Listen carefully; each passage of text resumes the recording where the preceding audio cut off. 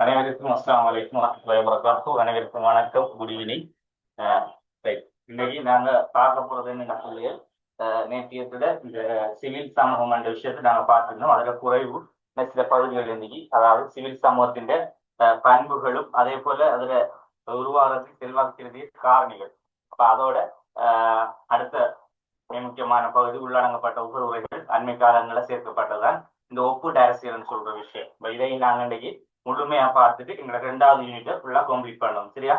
Right. இப்போ இதை முடிச்சுட்டோம்னா நாங்க அடுத்தது 3வது யூனிட் அரசு என்ற பகுதி நாங்க படிக்க போறோம். இன்னைக்கு நம்ம கமன் குரூப்ல போட்டிருந்தேன் புதிய பகுதியை என்ன பாடம் படிக்கணும்ன்றதை. இப்ப நீங்க இதுல எக்ஸாம் வந்து போட்டிருக்கீங்க, வருகின்ற 4ஆம் தேதி 5ஆம் தேதி போட்டிருக்கீங்க. வேண்ட அளவு கொஞ்சம் எல்லாருமே எடுக்கணும். ஏன்னா போன எக்ஸாம்ல கொஞ்சம் செய்யக்கூட கொஞ்சம் குறைவானவர்கள் இந்த இதுல கொஞ்சம் கூடியவர்கள் இருக்கீங்க. இப்ப இதால கிட்டத்தட்ட 14-15 பேர் இருக்கீங்க. எல்லாருமே எக்ஸாம் செய்ய பாருங்க. இதுல மிக முக்கியமான விஷயம் என்னடா பிள்ளைகள், நீங்க பார்த்துருப்பீங்க, நீங்க புகை வந்து சேர்ந்தவர்கள் எல்லாம் பார்க்கக்குள்ள பேசிக்கா ஒரு 20 பேருக்கு மேல இருந்தது. ஒரு சிலர் அந்த பேமெண்ட் கட்ட சொல்லக்குள்ள ஜாயின் பண்ணி போனாங்க, இந்த வெளியாகி போனாங்க. நானும் கூட பேமெண்ட் கட்ட சொல்லி பார்த்து இல்லாம இது பண்ணோம். அதுலயும் ஒரு ஸ்டூடெண்ட்ஸ் உண்டு, ஒரு பாய்ஸ் உண்டு, போன எக்ஸாம்ல அவர் கூட எடுத்திருந்தார். அப்ப அவருக்கு அந்த பேமெண்ட் கிஃப்ட் ஒன்று கொடுத்து அவரை கழிச்சு போட்டு கட்டுங்கன்னு சொன்னேன். அப்ப அவர் என்ன கட்டுறான்னு ஒரு கிழமைக்கு மேலால கட்டையும் இல்லை, அதோட அவரை நான் இது பண்ணி போட்டேன். இப்ப அவங்க எல்லாம் வந்துட்டு பாடத்துக்கு வராம என்ன செஞ்ச எடுத்திருந்தாங்க. அப்ப அது வந்துகிட்டு இப்படித்தானே. இப்ப நாங்க 2 விஷயம் இருக்கு. இப்ப பாடத்துக்கு வார பிள்ளைகள் சுயமா படிச்சு கஷ்டப்பட்டு உண்மையாவே ஏபி எடுக்குது. அப்ப ஒரு பாடத்துக்கு வராத ஒருத்தர் திடீரென்று ஒரு 87-88 எடுக்கக்குள்ள நாங்க யோசிக்கணுமா இல்லையா? நோட்ஸை வச்சு எழுதிக்க அப்படிதான் எங்களுக்கு விளங்கு. அப்ப இவர் ஒழுங்கான வேறண்டா என்ன செஞ்சுக்கணும், உண்மையான வேண்டா கிளாஸுக்கு தொடர்ச்சியா வந்திருக்கணும். கேர்ள்ஸ் பிள்ளைகள் அந்த மாதிரி இல்லை, ஆனா பாய்ஸ்ல அப்படியான பிள்ளைகள் இருக்காங்க. இப்ப நாம ஒண்ணும் செய்யலாது. அப்போ நான் சொன்னேன் கிளாஸுக்கு வாங்க, வரல. அப்ப 2 பாய்ஸ் இருந்தாங்க, 3 பேர் இருக்காங்க. அதுல உண்மையா நல்ல பிள்ளைகள் மிதிக்கி அந்த 2 பாய்ஸும் வரல. அப்ப அவங்களுக்கு நான் விட்டுட்டேன். சரியா? இப்ப நீங்க பார்க்கலாம், இதுல ஒரு 5-6 பேர் குறைஞ்சிருக்கு. இப்ப அதுலயும் இப்பவும் வந்துட்டு இன்னொரு ஸ்டூடெண்ட்ஸ் வந்துட்டு கிளாஸுக்கு மிச்ச நாள், அதாவது இந்த அனத்தத்துக்கு ஒரே ஒரு தரம் கிளாஸ் வந்த பிறகு திரும்ப கேட்டிருந்தேன் இந்த வாரதாண்ட அவங்க ஃபெமிலி இஷ்யூஸ் வரலையாமன்னு சொல்லியிருந்தா. அப்ப அவவும் வந்துட்டு இன்றைக்கு நாளைக்கு ஒரு ஆள் ரிமூவ் ஆகப்படும். சரியா? இப்ப இதுல என்ன விஷயம் வேண்டா, ரிமூவ் பண்ணுறது லெஃப்ட் ஆகுறதுலாம் வந்து பேமெண்ட் கட்டாதாக்கள், சும்மா பிரச்சனை பட்டுக்கள் அவங்க தானே அது. ஏன்னா அவங்களுக்கு வந்துட்டு பல இடத்த போய் படிப்பாங்க. இந்த மட்டும் இதெல்லாம் படிக்கக்குள்ள இன்னொரு இடத்த போற, அப்படி பல இடத்த போற. அப்படி இல்லையேண்டா பாடத்தை மாறி படிக்கிறது, அறமுடிவு ஒன்றும் விளங்காம இருக்கிறது. அப்ப அப்படியா நாட்கள் உண்மையா படிக்கக்குள்ளே 2 விஷயம் இருக்கு. ஒன்று, ஒரு இடத்தை தொடர்ந்து படிக்குங்கள். அடுத்த விஷயம், என்ன டவுட் பண்ணாலும் சார்கிட்ட மெசேஜ் போட்டு கேட்குங்க. இது படிக்க பிள்ளைல அர்த்தம். உண்மையாவே எங்க இதுல இருக்க பிள்ளைகள் 2-3 பிள்ளை தொடர்ச்சி ஏதாவது டவுட் பண்ணா தொடர்ந்து மெசேஜ் போட்டு கேட்பாங்க. மற்றவங்களும் அதுக்கேற்ற மாதிரி வளர்த்து கொடுங்க. உங்களுக்கு அந்த பகுதி விளங்க இல்லையா, அவர்கிட்ட அந்த பகுதியை போட்டோ பிடிச்சி சார் இதை கொஞ்சம் எக்ஸ்பிளைன் பண்ணுங்க, விஷயம் முடியுது. அப்ப இது படிக்கப்படும். அப்ப அப்படியே கிளம்பிருக்காங்க. நாங்க எங்கட இது இந்த வேறைய நாங்க ஒரு விளம்பரத்தை வந்துட்டு செய்யறதுக்கு எப்படின்னா, இந்த பரீட்சை வந்துட்டு வார 11ஆம் தேதி. சரியா? அது இன்னும் முழுமையா முடியல. முடிஞ்சது பிற்பாடு இந்த எதிர்பார்ப்பு வினாக்கள் வந்ததை எடுத்து பெரிய குரூப் கொஞ்சம் இருக்கு, அது வந்துட்டு இந்த எக்ஸாமும் போட்டு தரணும்னு சொல்லிக்காங்க. அதுல மீண்டும் நாங்க ஒரு தரம் ப்ரமோட் பண்ணுவோம். அதாவது அவங்களோட நாங்க செமினார்ஸ் எல்லாம் செஞ்சு கொடுத்துருக்கோம். அப்ப அதெல்லாம் வச்சு போடுவதற்கு பெரிய ஒரு ரீச் ஒன்று பிடிக்கும். அதாவது இப்ப இப்படித்தானே, நம்மகிட்ட வந்து படிச்சு போட்டு அங்க இங்க எடுத்து திரும்ப பாடம் எடுத்துக்க, அங்க இங்க போய் அங்க திரும்ப அடிப்பாடு அப்படி யாருக்கும் கொஞ்சம் பேர் இருப்பாங்க. அப்ப அவங்க என்ன செய்வாங்க, திரும்ப முதலீடு நம்மகிட்ட அமர போறாங்க. அப்படி மினிக்கு இதெல்லாம் நடக்குது தானே, வளமையா நடக்க விஷயங்கள் உங்களுக்கும் தெரிஞ்சிருக்கும் ஜூம்கள்ல. அப்ப திரும்ப வருவாங்க கட்டி ஒரு 10-20 பேர். அப்படி வந்து சேரக்குள்ள நமக்கு கொஞ்சம் இன்னும் கொஞ்சம் போட்டி வரும். சரியா? அப்ப அது வரைக்கும் நீங்க யோசிக்க தேவையில்லை. நமக்கு அமைச்சதை இப்பவும் ஒரு 4-5 பிள்ளை வாரத்துக்கு இருக்காங்க. இன்றைக்கு ஒரு ஸ்டூடெண்ட்ஸ் வந்து ஜாயின் ஆகிருக்கா, ஒரு கேர்ள்ஸ் வந்து நாளைக்கும் ஒரு கேர்ள்ஸ் வந்து ஜாயின் ஆகிருக்கு. அப்ப எப்படியோ வரும் பிள்ளை. சரியா? நாங்க பயப்பட தேவையில்லை. எங்களுக்கு உண்மையாவே எங்களுக்கு படித்த விஷயம் கிளியரா இருந்தா எங்க இருந்தாலும் எங்களுக்கு டிமாண்ட் எப்பவும் இருக்கு. சரியா? இப்ப 2027க்கு நாங்க என்னன்னா கொஞ்சம் லேட் பண்ணினதுக்கா பிள்ளைகள் பாடம் சாய்ஸ் பண்ணணும். அடுத்தது சப்ஜெக்ட் நேரத்தோட படிச்ச சில விஷயங்கள் விளங்காம இருக்கும். அப்ப அந்த காலம் இதான், படிக்கக்கூடிய காலம், யூனிட்டை கொண்டு போகக்கூடிய காலம் தான். இப்ப 2027க்கு நாங்க இந்த போயிருக்க காலம் சரியா அவங்களோட அந்த தியரியை வந்துட்டு அந்த எக்ஸாமுக்கு ஒரு 3 மாசத்துக்கு முதல்ல ஃபுல்லா கம்ப்ளீட் பண்ணது. அப்ப அது போல நாங்க பேப்பர் கிளாஸ் ரிவிஷன், முக்கியத்துவமான சில பகுதிகளில் உள்ள செமினார்ஸ்கள், எதிர்பார்க்க வினாக்களோட உங்களுக்கு தொடர்ந்து கண்டினியூவா முடிச்சு பரீட்சைக்கு அனுப்பி வைப்போம். அப்ப இதுதான் இந்த வழிகாட்டல். இப்ப இந்த வழிகாட்டல் எங்களுக்கு காலம் போதுமானது. சும்மா ஆக நேரத்தோட சில சேர் வாங்கண்டா ஓயில் எழுதின உடனே விளம்பரப்படுத்துவாங்க. அது நல்ல விஷயம் இல்லைன்னு நான் சொல்லல. ஆனா அந்த அளவுக்கு டீப்பா போட்டு பிள்ளைகளுக்கு 2-3 மாசத்துக்கு முதல் படிச்சு கொடுத்து திரும்ப ஒரு விஷயம் எக்ஸாம்கள் ஸ்கூல் மட்டத்துல எக்ஸாம்கள் நடக்கிறதுக்கு கடன் டிலே ஆகும். இப்போ முதலாம் தவணை நடக்கிறது ஸ்கூலுக்கு நடக்கிறதுக்குள்ள ஜனவரிக்கு முதலாம் தவணைடா இவங்க கிளாஸ்ல முன்கூட்டியே 3-4 யூனிட்டோ இல்ல ஒரு 2 யூனிட்டோ படிச்சுடுவாங்க. அப்ப ஸ்கூலுக்கு வந்துட்டு தவணைன்னு சொல்லக்குள்ள அந்த புள்ள பேசிக்க இருந்து போனாதான் தவணைக்கு இடையில சரியா கம்ப்ளீட் ஆகும். அப்படி ஒரு நிலைமை வந்து பாரு. அதால சரியான காலப்பகுதியில் கொண்டு போய் ஏன்டா இப்ப கொண்டு போற காலம் வந்துட்டு இப்ப இந்த கொரோனாவுக்கு பிறகு கொஞ்சம் டிலே ஆனதாக தான் நாங்க இந்த 11ஆம் மாசத்துல இருந்து கொண்டு போவோம். ஆனா அடுத்த காலம் 8ஆம் மாசம் எக்ஸாம் நடக்கக்குள்ள இப்ப புது பேச்சு இருக்கிறாங்க அவங்களுக்கு தொடங்கக்கூட கொஞ்சம் 9ஆம் மாசத்துக்குள்ள எல்லாம் பெரும்பாலும் ரிசல்ட்ஸ் வந்த கையோட ஓஎலுக்கு ரிசல்ட்ஸ் வந்து ஒரு மாசம் அப்படி இதோட நாங்க எடுக்க போவோம். ஏன்னா இப்ப எக்ஸாம கொஞ்சம் முன் போட்டிருக்காங்க. முன்ன எக்ஸாம 11ஆம் மாசம் போட்டதால அந்த இது ஒன்று. இப்ப 8ஆம் மாசம் 10ஆம் தேதி எக்ஸாம். இந்த மாசம் மட்டும் இந்த வருஷம் மட்டும் கொஞ்சம் டிலே ஆகும். இந்த மழையால 9ஆம் மாசம் 10 அப்படி ஒரு மாசம் இது பண்ணுவாங்கன்னு நினைக்கிறேன். மற்றும்படி இனி தொடர்ச்சியா உங்களுக்கு அடுத்தது கல்வி திட்டத்தை எல்லாம் மாத்திருக்கி 6ஆம் ஆண்டு இருந்து கல்வியை வந்துட்டு புதுப்பிக்காங்க. அதாவது இந்த புத்தகம் படிக்க மாதிரி இல்ல, மொடூலி சிஸ்டம். மொடூலி என்ற யூனிவர்சிட்டி சிஸ்டம். அதாவது தலைப்பில் உள்ள விஷயத்தை செயற்பாடு ரீதியாக பிரக்டியல் ரீதியாக படிக்கிறது. அதை 7க்கு வந்துட்டு இல்லை, அது 7க்கு அப்படி படிக்கல. 7 வந்துட்டு தியரி தானே ஃபுல்லா படிக்கணும். ஆனா அந்த நீங்க படிக்கிறது வந்துட்டு அங்க யூனிவர்சிட்டி போனா கொஞ்சம் ஒவ்வொன்றிலேயே பாடத்துல ஸ்பெஷலா விரும்பின மாதிரி நீங்க படிக்கலாம். அது மொடூலி சிஸ்டம் மட்டும் இல்லை. அப்ப 7ல வந்து அந்த சிஸ்டத்துக்கு கொண்டு போகாம காரணம்னா இப்போ ஓயில் வந்துட்டு அந்த சிஸ்டத்துல படிக்கலாம். ஆனா 7 வந்துட்டு இப்ப நாங்க ஒரு உதாரணமா ஒரு ஹிஸ்டரி பாடம் பொலிட்டிக்கல் எடுத்தா ஃபுல் தியரி தானே. தியரி என்று சொல்லக்குள்ள ஒரு சப்ஜெக்ட் நாங்க முழுமையா விளங்கணும். அப்ப நாங்க அதுல வந்துட்டு முழுமை இப்ப பொலிட்டிக்கலை பொறுத்த அளவில அது வந்துட்டு தியரியாக நாங்க விளங்கணும். அடுத்தது ப்ராக்டிக்கல் இருக்கிறதுல அதாவது முக்கியத்துவமான அந்த பகுதிகளில் யாப்புகள் போக்கு ப்ராக்டிக்கலாக நாங்க சில விஷயம் செஞ்சு பார்க்கணும். அப்ப அப்படியான சப்ஜெக்ட்கள் இருக்கு. அப்ப அதுகளை நாங்க அந்த பகுதி ஏன்டா இப்ப 7ல வந்துட்டு 3 பாடம் 3 பாடம் தான். அதாவது ஓயலுக்கு முதல் இப்ப என்ன செஞ்சாங்க பாடத்தை விரிவுபடுத்தினாங்க. எப்படின்னா அதாவது உங்களோட சமூகம் சார்ந்த சில கற்கைகளையும் எடுத்திருக்காங்க. கிட்டத்தட்ட 6ஆம் ஆண்டுல இருந்து 30 பாடங்களுக்குள்ள மட்டுப்படுத்திருக்காங்க. 30 பாடங்களுக்குள்ள அதுல இந்த சாய்ஸ் பாடங்கள் எல்லாம் நிறைய போட்டிருக்காங்க. அதாவது உங்களோட அதாவது சமூகத்தோட சார்ந்த சில கல்வி முறைகள். அதே போல இப்ப உங்களுக்கு இப்ப உதாரணத்துக்கு எல்லா இதையும் சொல்லப்பட்டிருக்கு. எப்படின்னா இப்போ ஒரு ஆளுக்கு சமைக்க தெரியாது அந்த சமைக்கிறதுக்குரிய கல்வி திட்டத்தை கொடுத்துருக்காங்க. சரியா? அதே போல ஒரு ஆளுக்கு உடற்பயிற்சி, அப்ப அதுக்குரிய கல்வியை கொண்டு வந்திருக்காங்க. அதே போல பொதுவா கொமனான சில விஷயங்கள் இப்ப உங்களுக்கு சமூகத்தில் உள்ள வேற ஏதாவது தொழில் சார்ந்த கல்வி அது, அதே போல ஐடி எல்லா பகுதியையும் சேர்த்து தான் அவங்க என்ன செய்யறாங்க புதிய பாடத்திட்டம் கொண்டு. இப்ப புக் சிஸ்டம் இல்ல, புக்குண்டா இப்ப நாங்க கைடு இருக்குதானே அது மாதிரி சின்ன சின்ன கைடு மாதிரி கொடுக்காங்க பிள்ளைகளுக்கு. குறிப்பிட்ட நோட்ஸ் மட்டும்தான் அதை வச்சுதான் படிக்க அப்படி சிஸ்டத்துக்கு கொண்டு வந்தோம். உண்மையாவது நல்ல சிஸ்டம். அது வெளிநாட்டு சிஸ்டம் உண்டு. அது அல்பாபெட்னு சொல்றாங்க. அந்த சிஸ்டம் அமர்ந்தாங்க சக்சஸ் ஆகும். அது சரியா?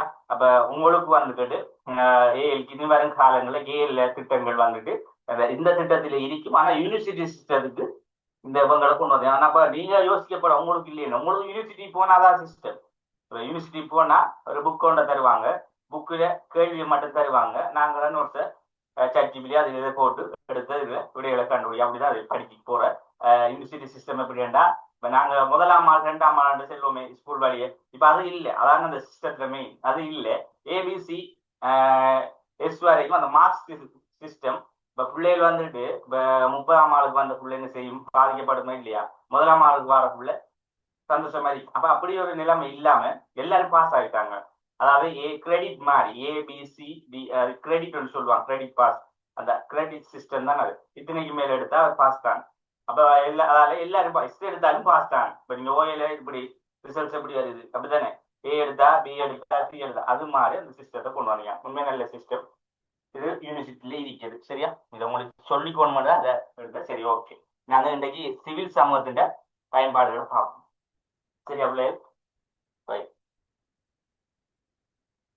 இதுல பாருங்க சிவில் சமூகத்தின் பண்புகள் என்று சொல்லக்கூட நாங்க பொதுவா வந்துட்டு நாங்க நேற்று சிவில் சமூகம் சொன்னோம். சமூகத்தில் இருக்கின்ற பொது நலன்களை பொது நன்மையான சில விஷயங்களை கொண்டு நாங்க எங்களுடைய தேவை கருதிய அரசாங்கம் அல்லது குடும்பம் அல்லது பொருளாதார ஸ்தலங்கள் என்று சொல்லக்கூடிய, அதாவது பொருளாதாரத்துடன் பெரிய அளவில் இருக்கின்ற சில பகுதிகளை தவிர உள்ள சில விடயங்களை சில அமைப்புகளை சில சங்கங்கள் என்ற பெயர்களை கொண்டு உருவாக்கி எங்களுடைய தேவைகளை நிவர்த்தி செய்யக்கூடிய என்ற ஒரு வகை இல்லை ஒரு சமூகத்தில் காணப்படுகிற ஒரு நிறுவனம் என்று நான் சொல்லலாம். அப்ப இந்த சிவில் சமூகம் என்ற பகுதியை வந்துட்டு சில பண்புகள் என்று சொல்றாங்க. அப்ப சிவில் சமூகம் என்ற அந்த பண்புகள் எந்த வகையில அமைஞ்சு நிற்கும் என்றதான் இங்க சொல்றாங்க. அப்ப அந்த பண்புகளை நாங்க பார்க்கக்குள்ள முதலாவது நாங்க சொல்லலாம் இதுல கூட்டு செயற்பாடுகள். இப்ப பாருங்க பிள்ளையார் கொஞ்சம் இருங்க. கூட்டு செயற்பாடுன்னு சொன்னா நல்லா விளங்கணும். பொதுவா வந்துகிட்டு நாங்க ஒரு தனியொராள செய்யறதுக்கும் இப்ப பாருங்க கூட்டு செயற்பாடுன்னு சொல்றது. கூட்டு செயற்பாடு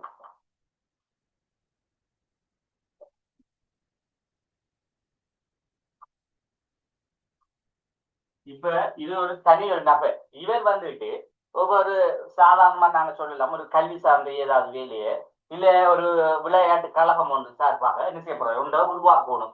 அப்ப அவர் என்ன செய்யறாரு, அவருக்கு விளையாட்டு கழகம் ஒன்று உருவாக்கி சமூகத்துக்கு மத்தியில் நல்ல ஒரு சமூக பிள்ளைகளை இளைஞர்களை கொஞ்சம் நல்ல வழி கொண்டு வரணும் என்று ஒழுக்கல்வி விளிமையங்களை அதனூடாக வளர்த்து கொள்ளலாம் அவர் நினைச்சிட்டு ஒரு கலாத்தை கொண்டு வர.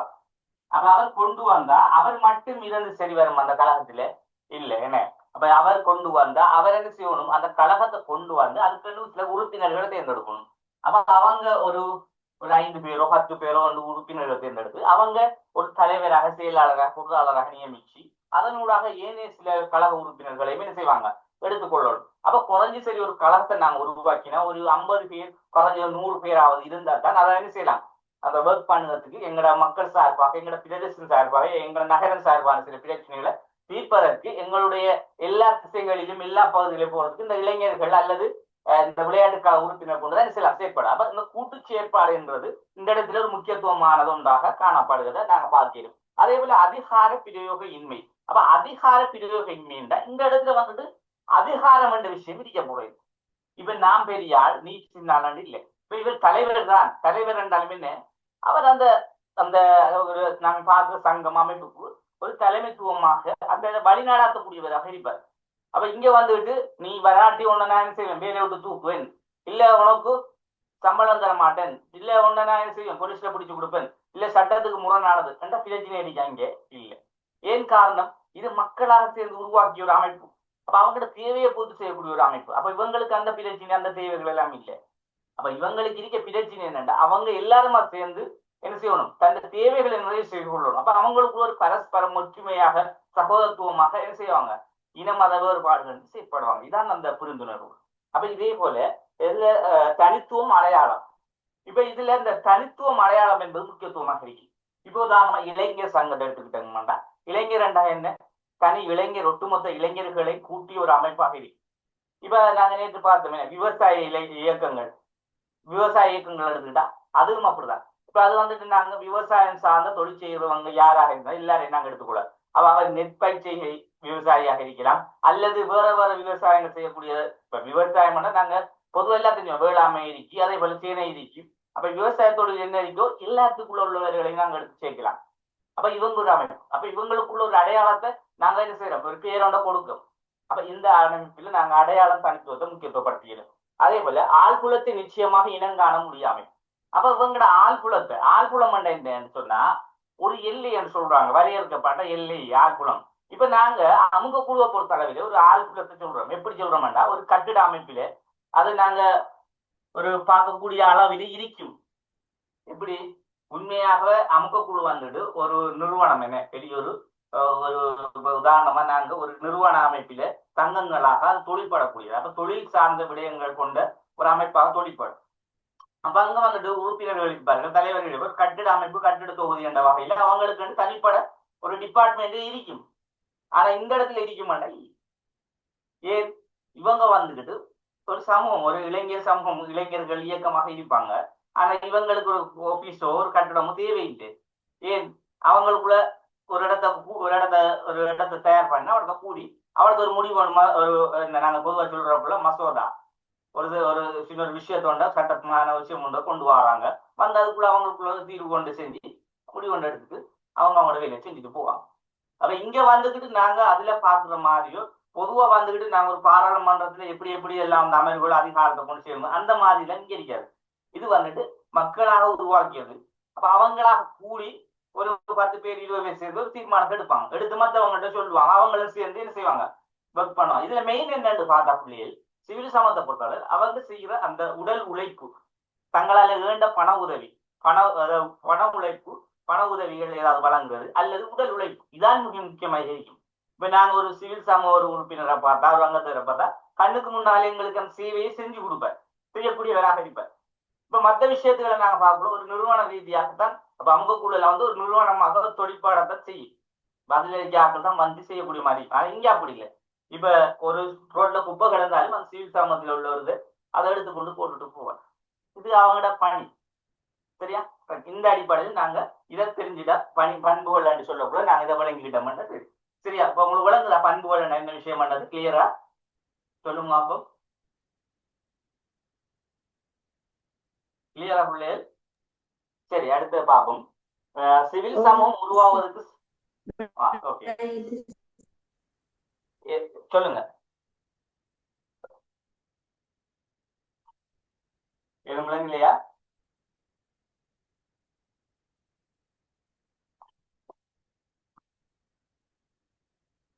ரைட். அடுத்த பாருங்க, இதுல நாங்க பார்க்கல வந்துட்டு சிவில் சமூகம் உருவாவதற்கு செல்வாக்கு செலுத்திய காரணிகள் சொல்றது. திரும்ப சொல்லவா? Right, okay. இப்ப இதுல பாருங்க சிவில் சமூகத்தின் பண்புகள் ஒரு ஸ்டூடெண்ட்ஸுக்கு விளங்கல. அப்ப என்னக்குள்ள எல்லாரும் கொஞ்சம் திரும்ப காது கொடுங்க. இதுல முதலாவது விஷயம் வந்துட்டு சிவில் சமூகத்துல பண்பு வந்து கூட்டு செயற்பாடு. கூட்டு செயற்பாடுன்னா நாங்க பார்த்திருக்கோம். உதாரணமாக நாங்க என்ன சொல்றோம், மதஸ்தலங்கள், அதே போல கல்வி, அதே போல பாடசாலைகள். இப்ப இந்த இவ்வாறான செயற்பாடுகள்லாம் இந்த சில சில இளைஞர்கள் சங்கங்கள் நாங்க என்ன செய்யறோம், உருவாக்கிறோம். இப்ப நாங்க நேற்று சொன்ன அதே விஷயம்தான். இப்ப இந்த விவசாய இயக்கம் என்று சொல்றது, அதே போல பெண்ணிய இயக்கம், தொழிற்சங்க இயக்கங்கள் நாங்க சொல்றோம். என்ன ஒவ்வொரு பேர்ல ஒவ்வொரு இயக்கங்கள் பேராக தொழிற்படுவாங்க சிவில் சமமா. ஆனா அவங்களோட சேவைகள் என்னன்னா அவங்களுக்கு கொடுக்கப்பட்ட அந்த பேருக்கு தானே விவசாயம் பண்றதுக்கு மட்டும் அவங்க செய்ய மாட்டாங்க. இப்ப இளைஞர் பேர் கொடுக்கப்பட்டிருக்கும், அவங்களுக்கு ஒரு அடையாளம் கொடுக்க தரணும், அதான் அடையாளம். அப்ப அவங்களோட தொழிற்பாடு இப்ப கல்வி ரீதியான பேச்சு ஒன்று இருந்தா அங்க போவாங்க. போய் ஒரு கட்டடம் ஒன்று இல்லையா, ஒரு கட்டடத்தை கட்டி கொடுப்பாங்க. அவங்களால ஏண்ட அளவுக்கு கொஞ்சம் பணத்தை வசூலிச்சு கட்டி கொடுப்பாங்க. ஒரு மைதானத்துல சின்ன இடம் ஒன்று கட்டி கொடுக்கணுமா, இல்லை ஒரு கிளியர் பண்ணி கொடுக்கணுமா, அதான் போய் செய்வாங்க. அப்ப வீதியில ஏதாவது பிரச்சனை ஒரு வல்பொண்டு பார்த்தலையா, அதை அவங்களால ஏண்ட அளவு செஞ்சுருவார். அப்ப இவங்களோட தொழிற்பாடுகள் முழுமையாக வந்துட்டு அவங்களால என்னென்ன செய்யலுமோ அதை என்ன செய்வாங்க, முடிஞ்ச அளவு செய்து கொடுக்கறது அவங்களோட இதா இருக்கு. அப்ப இங்க நாங்க பூரணமாக நாங்க என்ன செய்யலாம், இதுல இருந்து சில விஷயத்த என்ன செய்யணும், விளைவிக்கணும். நாங்க இவடங்கட தொழிற்பாடுகள் சொல்லக்குள்ள இப்ப கூட்டு செயற்பாடுகள், அதாவது பண்புகள்கிட்ட வந்து கூட்டு செயற்பாடு கட்டாயம் இருக்கு. இப்ப தனியொரால செய்யலாம இல்லை. அதாலதான் நான் இவங்க என்ன செய்யறாங்கன்னா ஒரு குழுவாக சேர்ந்து அவங்களுக்குள்ள ஒரு தலைவரை ஒரு செயலாளர் பொருளாளர் நியமிச்சு அவங்க என்ன செய்வாங்க, அவங்களோட வேலையை செய்வாங்க. அப்ப வந்துட்டு பேரொண்ட வைப்பாங்க, சூழல் இயக்கம் கொண்ட ஒரு இயக்கம் கொண்டு பேரை வைப்பாங்க. ஆனா தொழிற்பாடு வந்துக்கிட்டு எல்லா பகுதியும் எல்லா விஷயத்தையும் செய்யக்கூடிய மாதிரி இருப்பாங்க. சரியா?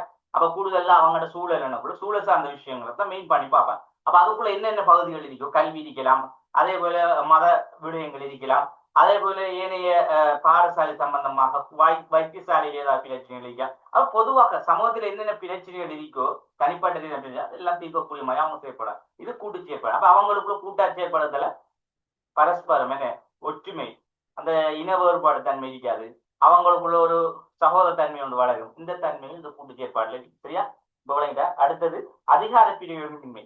இப்ப நாங்க ஒரு அரசாங்கம் வந்துட்டு செய்யும் ஒரு அதிகாரத்தை பிரிவிக்கும். எப்படி பிரிவிக்கும், நீங்க இந்த நாங்க போட்டிருக்க சட்டத்தின் அடிப்படையில என்ன செய்யணும், கட்டாயம் எல்லா மக்களும் கட்டுப்படணும். இல்ல அதுக்கு நீங்க என்ன செய்யணும், உறுத்துறை சேவைகளை செய்யணும். அல்லது இப்ப அரச ஊழியர்கள் கட்டாயம் நீங்க என்ன செய்யணும், அந்த வேலையை நீங்க செஞ்சு ஒரு அதிகாரத்தை கொடுக்கும். ஏன் அந்த அதிகாரத்துக்கு முரணா துஷ்பிரயோகம் என்ன நடக்கும்? இங்க என்ன நடக்கும்? பிரச்சனை நடக்கும். அவங்கள கைது செய்வாங்க, இல்லாட்டி தண்டனை வழங்குவாங்க. அதே மாதிரி அமுக குழுவிலேயும் அதே மாதிரி அவங்களுக்குள்ள ஒரு அதிகாரம் என்ற விஷயம் குறைவாக இருந்தாலும் ஆனா அவங்க சில விஷயத்துக்கு கொண்டிருப்பாங்க. ஆனா கொஞ்சம் சிவில் சமத்துவப்படக்குள்ள அது கொஞ்சம் வேறுதான். அதே மாதிரி அரசியல் கட்சி எடுத்துக்கிட்டா அவங்களுக்குள்ளேயும் அந்த அதிகார இது விஷயங்கள் கொஞ்சம் வேறுபட்டதா இருக்கும். சொல்லுங்க.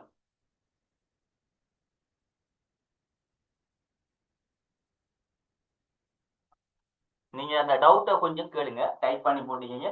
எனக்கு அந்த விலங்குதில் என்னன்னு எல்லாம் அவங்களோட ஓ அவங்களோட பணத்தை அலை செய்வாங்கன்னு கேட்காங்க. ஓ ரைட், நல்ல ஒரு கேள்வி உண்டு. இதுல வந்துட்டு அவங்களோட பணம்னு சொல்லக்குள்ள பிள்ளைகள் நீங்க நல்ல விளங்கணும். அவங்க ஒரு இயக்கம் என்ன, இப்ப அவங்களுக்குள்ள கொஞ்சம் வசதியான ஆட்களை சேர்த்துக் கொள்வாங்க. சரியா? ஏன் இப்ப நாங்க சொல்லுவோம் தானாட்சியர் கூட்டம் சொல்றாங்க இல்லவா, அந்த மாதிரிதான் மக்கள் பணி மனிதாபிமான மண்டல நாங்க சொல்றோம் இல்லவா, ஒரு மனுஷனுக்கு ஒரு ஏதாவது ஒன்று ஏற்பட்டா, ஒரு அனர்த்தம் ஒன்று வந்தா, ஒரு பிரச்சனை ஒன்று வந்தா உடனே அடுத்த நிமிஷம் போகுது இல்லவா, அந்த தான் சிவில் சமூக படையணின்னு சொல்றோம். மக்களுக்காக மக்கள் தொண்டர்கள்னு சொல்லுவாங்க அதை. அப்ப அவங்க என்ன செய்வாங்கண்டா, அவங்களோட பணத்திலே போடுற அளவுக்கு கொஞ்சம் வசதியாக இருந்தாங்கன்னா அவங்கள கொண்டு செய்வாங்க. இல்லையேண்டா, அவங்களால முடியலையேண்டா அவங்க அந்த குழு என்ன செய்யற, அவங்களோட பிரதேசத்தை இல்ல கொஞ்சம் மத்த மத பிரதேசத்தை முக்கியத்துவப்படுத்தி கொஞ்சம் வேண்டாக்கள், கொஞ்சம் வசதியில் உள்ளாக்கள் ஒரு உதவியை செய்யும். இன்னிடத்துல ஒரு பிரச்சனையோடு நாங்கள் இல்லாம சேர்ந்து செய்வோம், ஒரு பிரச்சனை கொஞ்சம் பணத்தை வசூலிச்சு அவங்க செய்வாங்க. அப்ப அவங்கள்ட்ட இருந்தா அவங்க செய்வாங்க, இல்லாட்டி கொஞ்சம் பணத்தை வசூலிச்சு இந்த சேவைகளை செஞ்சு கொடுப்பாங்க. இதான் அவங்களுக்கு. அப்ப அவங்களோட முழு நோக்கம் என்னன்னா, யாருக்கு என்ன பிரச்சனை சமூகத்தில் இருந்தாலும் அதை என்ன செய்யாம கண்டுகொள்ளாம இருக்க மாட்டாங்க, உடனே போய் அவங்க தீர்வு அடைஞ்சு கொள்வாங்க. அப்ப நாங்க அவங்க குழுவை வந்துட்டு பார்த்தா அவங்களும் அப்படித்தான் சமூக நலன்களை பேணுவாங்க. இருந்தாலும் சில விடயங்கள் அவரது முரண்படும். எப்படி என்றால் அவங்களோட அந்த தொழில் சார்ந்தவர்களை முக்கியத்துவப்படுத்துவது, அடுத்தது ஒரு சிலவர்களுக்கு மட்டும் அது இது கொடுக்குது, அப்படி ஒன்று இருக்கு. ஆனா இங்க அப்படி இல்லை. இந்த தொழில்களில் என்ற கதையே இல்லை. சமூகத்துல யாராக இருந்தாலும், யார் கஷ்டத்தில் இருந்தாலும் அவங்களுக்குரிய உதவிகளை அரசாங்கத்தில் உதவி தேவைப்படாது, அவங்களுக்கு குடும்ப உதவிகள் தேவைப்படாது. அதே போல நாங்க சொல்ற இந்த பெரிய பெரிய கடைக்காரர்கள் சந்தை பொருளாதாரத்துக்கு அவங்கள உதவி தேவைப்படாது. அப்ப இவங்களா சேர்ந்து முன் வந்து செய்து கொடுப்பாங்க. சரியா? அடுத்தது அடுத்தது இங்க அதிகாரம் என்ற விஷயம் இருக்க நான் சொன்னது. அப்ப தனித்துவம் அடையாளம் என்பது இவங்களுக்கு ஒரு பேர் ஒன்று இருக்கும் கட்டாயம். இப்ப உதாரணம் விவசாய இயக்கம் வேண்டா விவசாய இயக்கம் என்ற பேர். அதே போல இளைஞர் இயக்கம் வேண்டா இளைஞர் இயக்கம். இப்ப இளைஞர் இயக்கம் கூட கூடுதலா யார் இப்ப அந்த இளைஞர் இயக்கத்திலே இளைஞர்கள் தான் இருப்பாங்க. விவசாய இயக்கம் வேண்டா விவசாயிகள் தான் சேர்ந்திருப்பாங்க. அப்ப சூழல் இயக்கம் வைக்க வேண்டாம், அந்த சுற்றுச்சூழல உள்ள எல்லாருமே அந்த இதுல இருப்பாங்க. அதுல கூடுதலா ஆண்களை தான் முக்கியத்துவப்படுத்தாமே. அப்ப அவங்க தான் வேலை செய்ய வேண்டிய ஆகும். அப்ப அவங்க இருப்பாங்க. அப்ப அவங்க கொண்டு சூழல் என்ன கூட சூழல் என்ன பிரச்சனை எல்லாத்தையும் அவங்க தான் செய்வாங்க. அப்படி ஒன்று. அப்ப அது ஒரு அடையாளம் ஒன்று கட்டாயம். அதே போல ஆழ்குளத்தை நிச்சயமாக இனங்காண முடியாது. அப்ப ஆழ்குளம் என்ற விஷயத்த இதுல நாங்க பார்க்கணுமா? இல்லை. ஏன் இதுக்கு ஒரு கட்டட அமைப்பு மிக்க முறையில எத்தனை உறுப்பினர்கள் எத்தனை ஒரு எண்ணிக்கையும் இல்லை.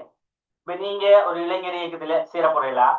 போறது நம்மளை வீட்டுல சேர்த்துக்கொள்ளுங்க உங்களோட படையணியில, நான் உங்களுக்காக சில வேலைகளை வந்து கூப்பிடக்குள்ள வந்து செஞ்சுட்டு போவேன், இவ்வளவுதான். அப்ப உங்களுக்கு ஒரு விளையாட்டு கழகம் ஒரு பேர் ஒன்று இருக்கும். இருந்தாலும் இத்தனை உறுப்பினர்கள் 100 உறுப்பினர் 200 உறுப்பினர்கள் மட்டுப்படுத்தப்பட்ட அளவில் இருக்கணும். இந்த அளவில் எங்களை சட்டம் இருக்கு, இதுக்கேற்ற மாதிரி நீங்க கட்டுப்படணும். இந்த மாதிரி விரும்பினவர்கள் போய் சேரலாம். அது எண்ணிக்கை இல்லை. 2000 பேர் போய் சேரலாம், 100 பேர் போய் சேரலாம், அது எண்ணிக்கை இல்லை. எல்லாருமே மக்களுக்கு அவையில் செய்ய வந்தவர்கள். அதனால அவங்க எவ்வளவு பேர் வரலாம் வந்து தந்த சேவைகளை செஞ்சுட்டு போகலாம். இப்போ வழங்கிட்டா கிளியரா? சரியா? ஹம்தா தானே கேட்டீங்க? கிளியர் தானே? Right, okay. அப்ப அடுத்த பாருங்க பிள்ளைகள், சிவில் சமூகம் உருவாவதற்கு செல்வாக்கு செலுத்த காரணம். இதுல நாங்க முக்கியமா பார்க்கணும் சிவில் சமூகம் என்றது எங்கட இந்த மொத்த அதாவது உலகளாவிய ரீதியில எப்படி பார்க்கப்பட்டது, எப்ப உருவாக்கப்பட்டதுன்னு சொல்றாங்க. இதுல நாங்க பார்க்கிறோம் பிள்ளைகள், இந்த 3ஆம் மண்டல நாடுகளில் அரசாங்கங்கள் ஜனநாயகம் பலவீனம் அடையுது. அப்ப 3ஆம் உலகம் நாடுகள்ல அரசாங்கத்தின் ஜனநாயகம் பலவீனம் அடைதல்ண்டா, ஏன் அதை 3ஆம் உலக நாடுகள் சொல்ற பார்ப்போம். 3ஆம் உலக நாடுகள் என்ன சொல்லுங்க?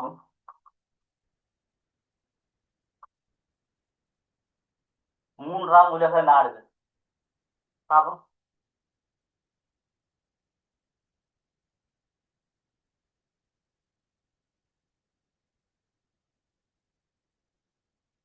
சொல்லுங்க, மூன்றாம் உலக நாடுகள் உண்டு.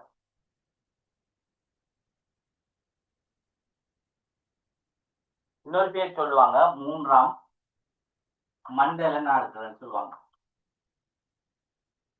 ரைட், நான் சொல்றேன்னா உண்மையாவே நீங்க இதெல்லாம் படிக்கலைன்னு தான் படிக்க போறோம்.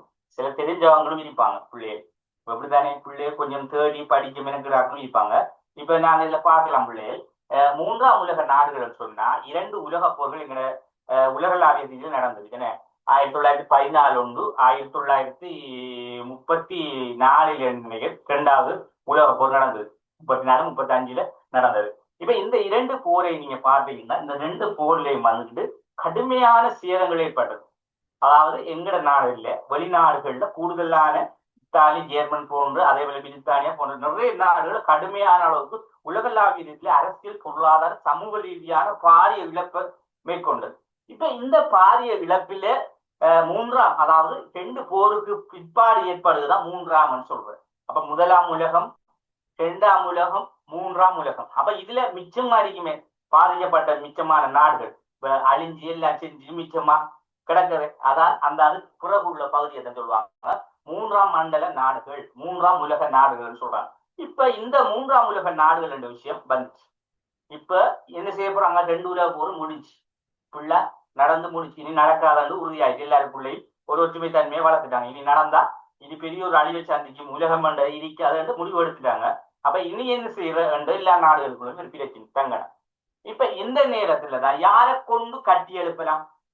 இப்ப நாங்க பாதிக்கப்பட்ட இடத்தை, அழிஞ்ச இடத்தை நாங்க எப்படி திரும்ப கொண்டு வரோம்? யாரு கொண்டு வரலாம்? வேற யாரும் வெளியில, அதாவது உலகத்துக்கு வெளியில இருந்து யாரும் வருவாங்களா? இல்ல உலகத்துல இருக்காகத்தானே செய்யற? சொல்லுங்க, யாரு செய்வாங்க? உலகத்துல இருக்க நாங்க தான் செய்யணும். அப்ப அதுலயும் யாரு செய்யணும்? வயசு போனாக்க செய்யலாமா? இல்ல சிறுவர்கள் செய்யலாமா? இல்ல, இளம் துடிப்புல உள்ளவர்கள், அதாவது இளைஞர்கள் தான் நாங்க என்ன செய்யலாம் இந்த இடத்துல செய்யணும். இதுக்காக என்ன செஞ்சாங்க? இந்த சிவில் சமூகம் என்ற விஷயத்தை கொண்டு வந்து தங்க அனைத்து பாதிக்கப்பட்ட விஷயங்கள்ல ஆறாரால என்னென்ன செய்யணுமோ அவங்க வந்துதான் இந்த கட்டி எடுக்கணும் என்று ஒரு அமைப்பு உருவாக்குறாங்க. அந்த நேரங்களை கொண்டு வரப்பட்டதான் இந்த சிவில் சமூகம் முக்கியத்துவத்தை வலியுறுத்துறாங்க. அப்ப இந்த சிவில் சமூகம் நாங்க ஏற்கனவே பழமை தாராண்மைவாதத்தில, அதே போல பழமை சமூகவாதத்தில எல்லாம் எப்படி இருக்குன்னு பார்த்தோம். ஆனா இங்க எப்படி முழுமையா பார்க்கப்பட்டீங்கன்னா இந்த 2ஆம் உலக போர்களுக்கு பிறகுதான் இதுல தேவை, அதாவது முக்கியத்துவம் என்னென்றத மக்கள் உணர்ந்தாங்க. அப்ப எந்த அளவுக்கு உணர்ந்தாங்கன்னா உண்மையாவே கட்டாயம் என்ன மக்களுக்கு இந்த சிவில் சமூகத்துல உதவி கட்டாயம் செய்யப்பட்டது. அப்ப இது இருந்தா தான் நாங்க என்ன செய்யலாம்? முழு நாட்டையுமே பிரச்சனையிலிருந்து கொண்டு வரலாம், கட்டி எழுப்பலாம், பாதிக்கப்பட்ட இடங்களை எல்லாம் மீட்கலாம் என்று முடிவெடுத்தாங்க. அதன் பிறகுதான் இந்த அதைத்தான் சொல்றாங்க 3ஆம் மண்டல நாடுகளின் அரசாங்கம் ஜனநாயகம் பலவீனம் அடைந்தது. அப்ப அரசாங்க ஜனநாயகம்னா பொதுவா எல்லாமே பாதிக்கப்பட்டது. ஜனநாயகம் பாதிக்கப்படும், அதே போல பொருளாதாரம் பாதிக்கப்பட்டது, எல்லாம் பாதிக்கப்பட்டது. அப்ப இந்த நேரத்தில தான் என்ன செய்து இது உருவாக்க ஒரு காரணமாக அமையுது. அப்ப இயற்கை மற்றும் மானிட வளங்கள் காணப்பட்டாலும் பொருளாதார விருத்தி மேற்கொள்ள முடியாமல் போனமே. அப்ப இயற்கை இருக்கு, மாநில வளங்கள் இருக்கு, எல்லாம் இருந்தாலும் இதுல மிக முக்கியமான பொருளாதார விருத்தியை மேற்கொள்ள முடியாது. எல்லாம் இருந்து என்ன பேசணும்? எல்லாம் அழிஞ்சு போயிருக்கு. அது திரும்ப மீட்கொள்ளணும், பணம் வேணுமே, பொருளாதாரம் இல்லையே, இதான் பிரச்சனை. எல்லாம் அழிக்கப்பட்டுட்டு அப்ப இப்படியான ஒரு நிலைமை. அதே போல ஊழல் மோசடி, வினைத்திறனின்மை காணப்படாமை. அப்ப ஊழல் மோசடி இப்ப இந்த நேரங்கள கூடுதலான ஊழல் நடந்தது. ஊழல் என்ற என்னன்னு தெரியுமா பிள்ளைகள்? அதாவது நாங்க ஒருத்தரை காட்டி கொடுத்து கொஞ்சம் காசை வாங்குறோம்னு சொல்றோமே, அதே போல ஒரு தேவைக்காக என்ன செய்யறோம்? அந்த தேவைக்கு உண்மையாக ஒரு சட்ட ரீதியாக கட்டாயம் கொடுக்க வேண்டிய ஒன்றை பணத்துக்காக கொடுக்கதான் ஊழல், லஞ்சம் சொல்றோமே. இந்த விடயங்கள் அந்த பிரச்சனை யுத்தங்கள் நடக்கிற போது அதிகமாக இருந்தது. இப்ப இந்த நாங்க பார்க்கிற இந்த போருக்கு காரணம் இந்த ஊழல் தான். பணத்துக்காக நாட்டை காட்டி கொடுக்குது, அதை இதை செஞ்சு கொடுக்குது, இப்படியான நிலைமையால யுத்தம் நடந்தது. அப்ப இந்த நிலைமைகள்ல இருந்து என்ன செய்யணும்? இப்ப இந்த நிலைமை இருந்தா ஒரு நாட்டை கட்டி எழுப்பலாமா? ஊழல் இன்னும் அதிகாரியா கட்டி எழுப்பலாமா? அப்ப என்ன செய்வான்? அவன் காசு வாங்கத்தான் பார்ப்பான். அப்ப அவன் நோக்கும் அவன் மட்டும் பணக்காரன் ஆகல, அவன் மத்த ஆட்கள் எல்லாம் என்ன செய்யறதெல்லாம் முக்கியம் இல்லை. அப்ப ஏழை வந்துட்டு கஷ்டப்பட்டு ஒரு பணத்தை 10,000 20,000 சம்பாதிச்சா அது அவனிட சும்மா கொண்டு கொடுத்துட்டு ஒரு வேலையும் கொடுக்காம அவன் விட்டுட்டான்டா, பெரும் கொள்ளையலுவா.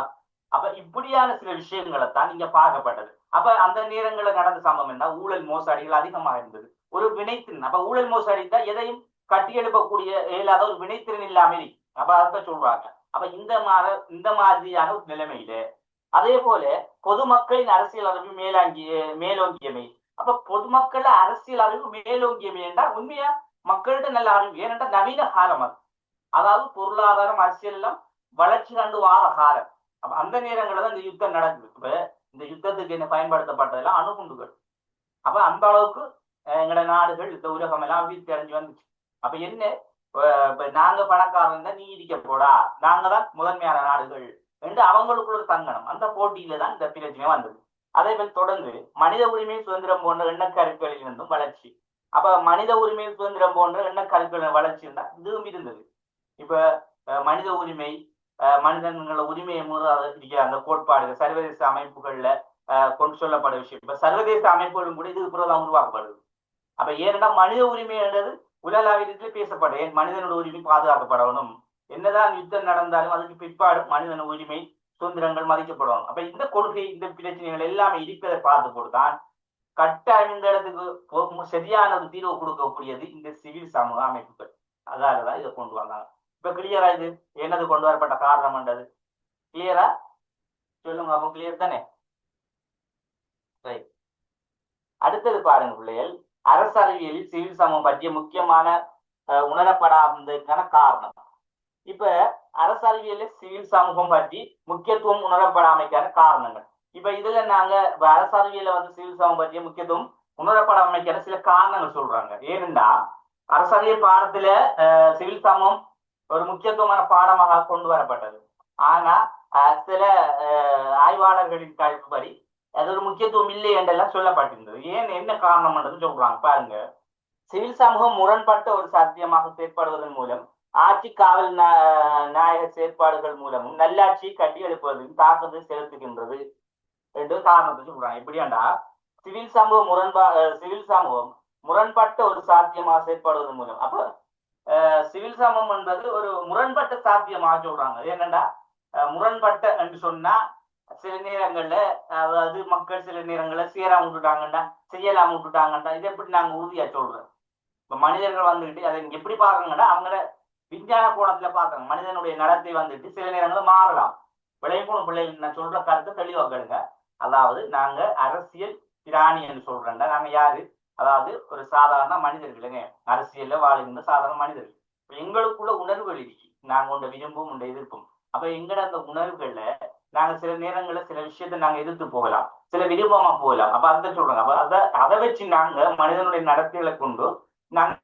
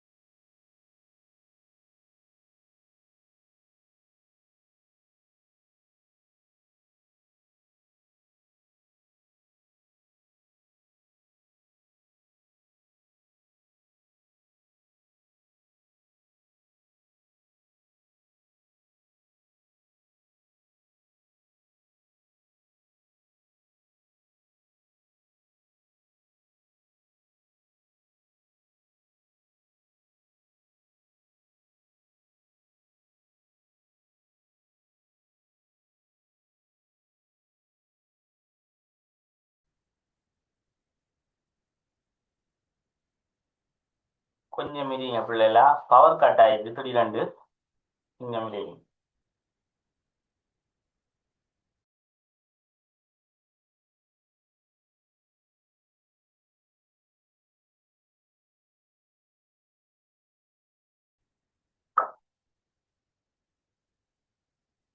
ரைட். என்னோட பிள்ளைகள் எங்களோட சீனியர் மேனுக்கும் எக்ஸாம் ஒன்று போட்டேன். அப்போ அதை நான் என்ன செஞ்சேன்னா, அவங்களுக்கு 7 மணிக்கு எக்ஸாம். நானும் கொஞ்சம் கிளாஸில் இருந்ததில்ல, நான் மறந்து போயிட்டேன். இப்போ கரண்ட் போனோடனே அப்போ அவங்களோட ஜூமையும் ஒன் பண்ணி அவங்களையும் கொடுத்து விட்டோன்னா அவங்க எக்ஸாம் செய்கிறாங்க அவங்களோட 2026. அப்போ உங்களுக்கும் அதுக்குள்ள கரண்ட் போயிட்டு நம்ம ஃபுல்லாக அதை முடிச்சு கூட நாங்கள் மேலே அதிகமாக ஒரு 10-15 எடுத்து ஃபுல்லாக இதை முடிச்சு கூட சிவில் சமூகம் நீங்கள் பயப்பட தேவையில்லை. சின்ன பகுதியாக லேசாக வழங்கப்படுத்துவேன். சரியா? இந்த சிவில் சமூகம் இல்லை, ஒப்புட்ட அரசியல். அடுத்தது பாருங்க, இதுல என்ன சொல்லப்படுதுன்னா, சிவில் சமூகம். சரியா பிள்ளைகள்? சிவில் சமூகம் என்றது முரண்பாட்ட ஒரு சாத்தியமாக செயற்படுவதன் மூலம் ஆட்சியில் காவல் நாயகர் செயற்படுவது, ஆட்சியில் காவல் நாயகர் செயற்படுவது, காவல் நாயகளாக இருந்துதான் வேற ஒண்ணுதான். காவல் நாயகளாக, சாரி, ஆட்சி காவல் நாயகர் செயற்பாடு. அப்ப அந்த எழுத்து வந்துட்டு அவரது சின்ன ஒரு குழப்பம் வந்திருக்கு. நாயகர் செயற்பாடு எப்படி எடுக்கணும்டா, காவல் நாயகத்தின் காவல் நாயகத்தினூடாக செயற்படுவதன் மூலம் வந்து வரணும். நல்லாட்சியை கட்டி எழுப்பது தாக்கத்தை செலுத்துகின்றது. அப்ப அவடத்தை நீங்க எப்படியா நான் போடுங்க.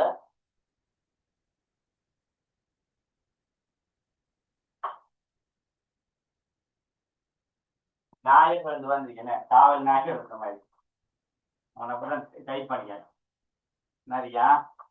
அதை கொஞ்சம் திருத்தி எழுதி கொடுங்க.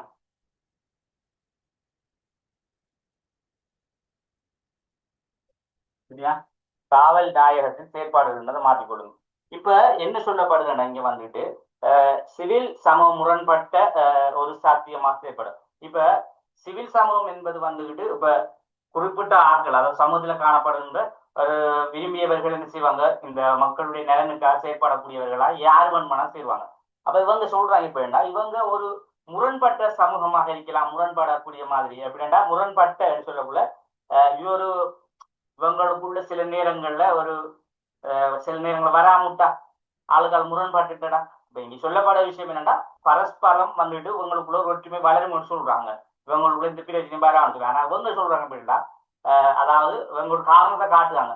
இவங்க ஒரு முரண்பட்ட சமூகம். ஏன்டா சமூகத்தில் இருக்கிறவர்கள் சில நேரங்களில் வராம, ஏன்டா ஒவ்வொருத்தருக்கும் விருப்ப வெறுப்பு இருக்கிறாங்க. எல்லாருமே மனிதர்கள் ஆட்டதால சில விரும்பாம எங்களுக்கு அதுல வாரதுன்னு சொன்னா என்ன செய்யற. அப்ப முரண்பட்டவர்களாக இருக்கின்ற போது இவர்கள் எப்படி தொடர்ந்து நாங்க இவங்களை சிவில் சமூகம், இவங்க ஜனநாயகத்தினுடைய பங்குதாரிகள் சொல்லலாம்.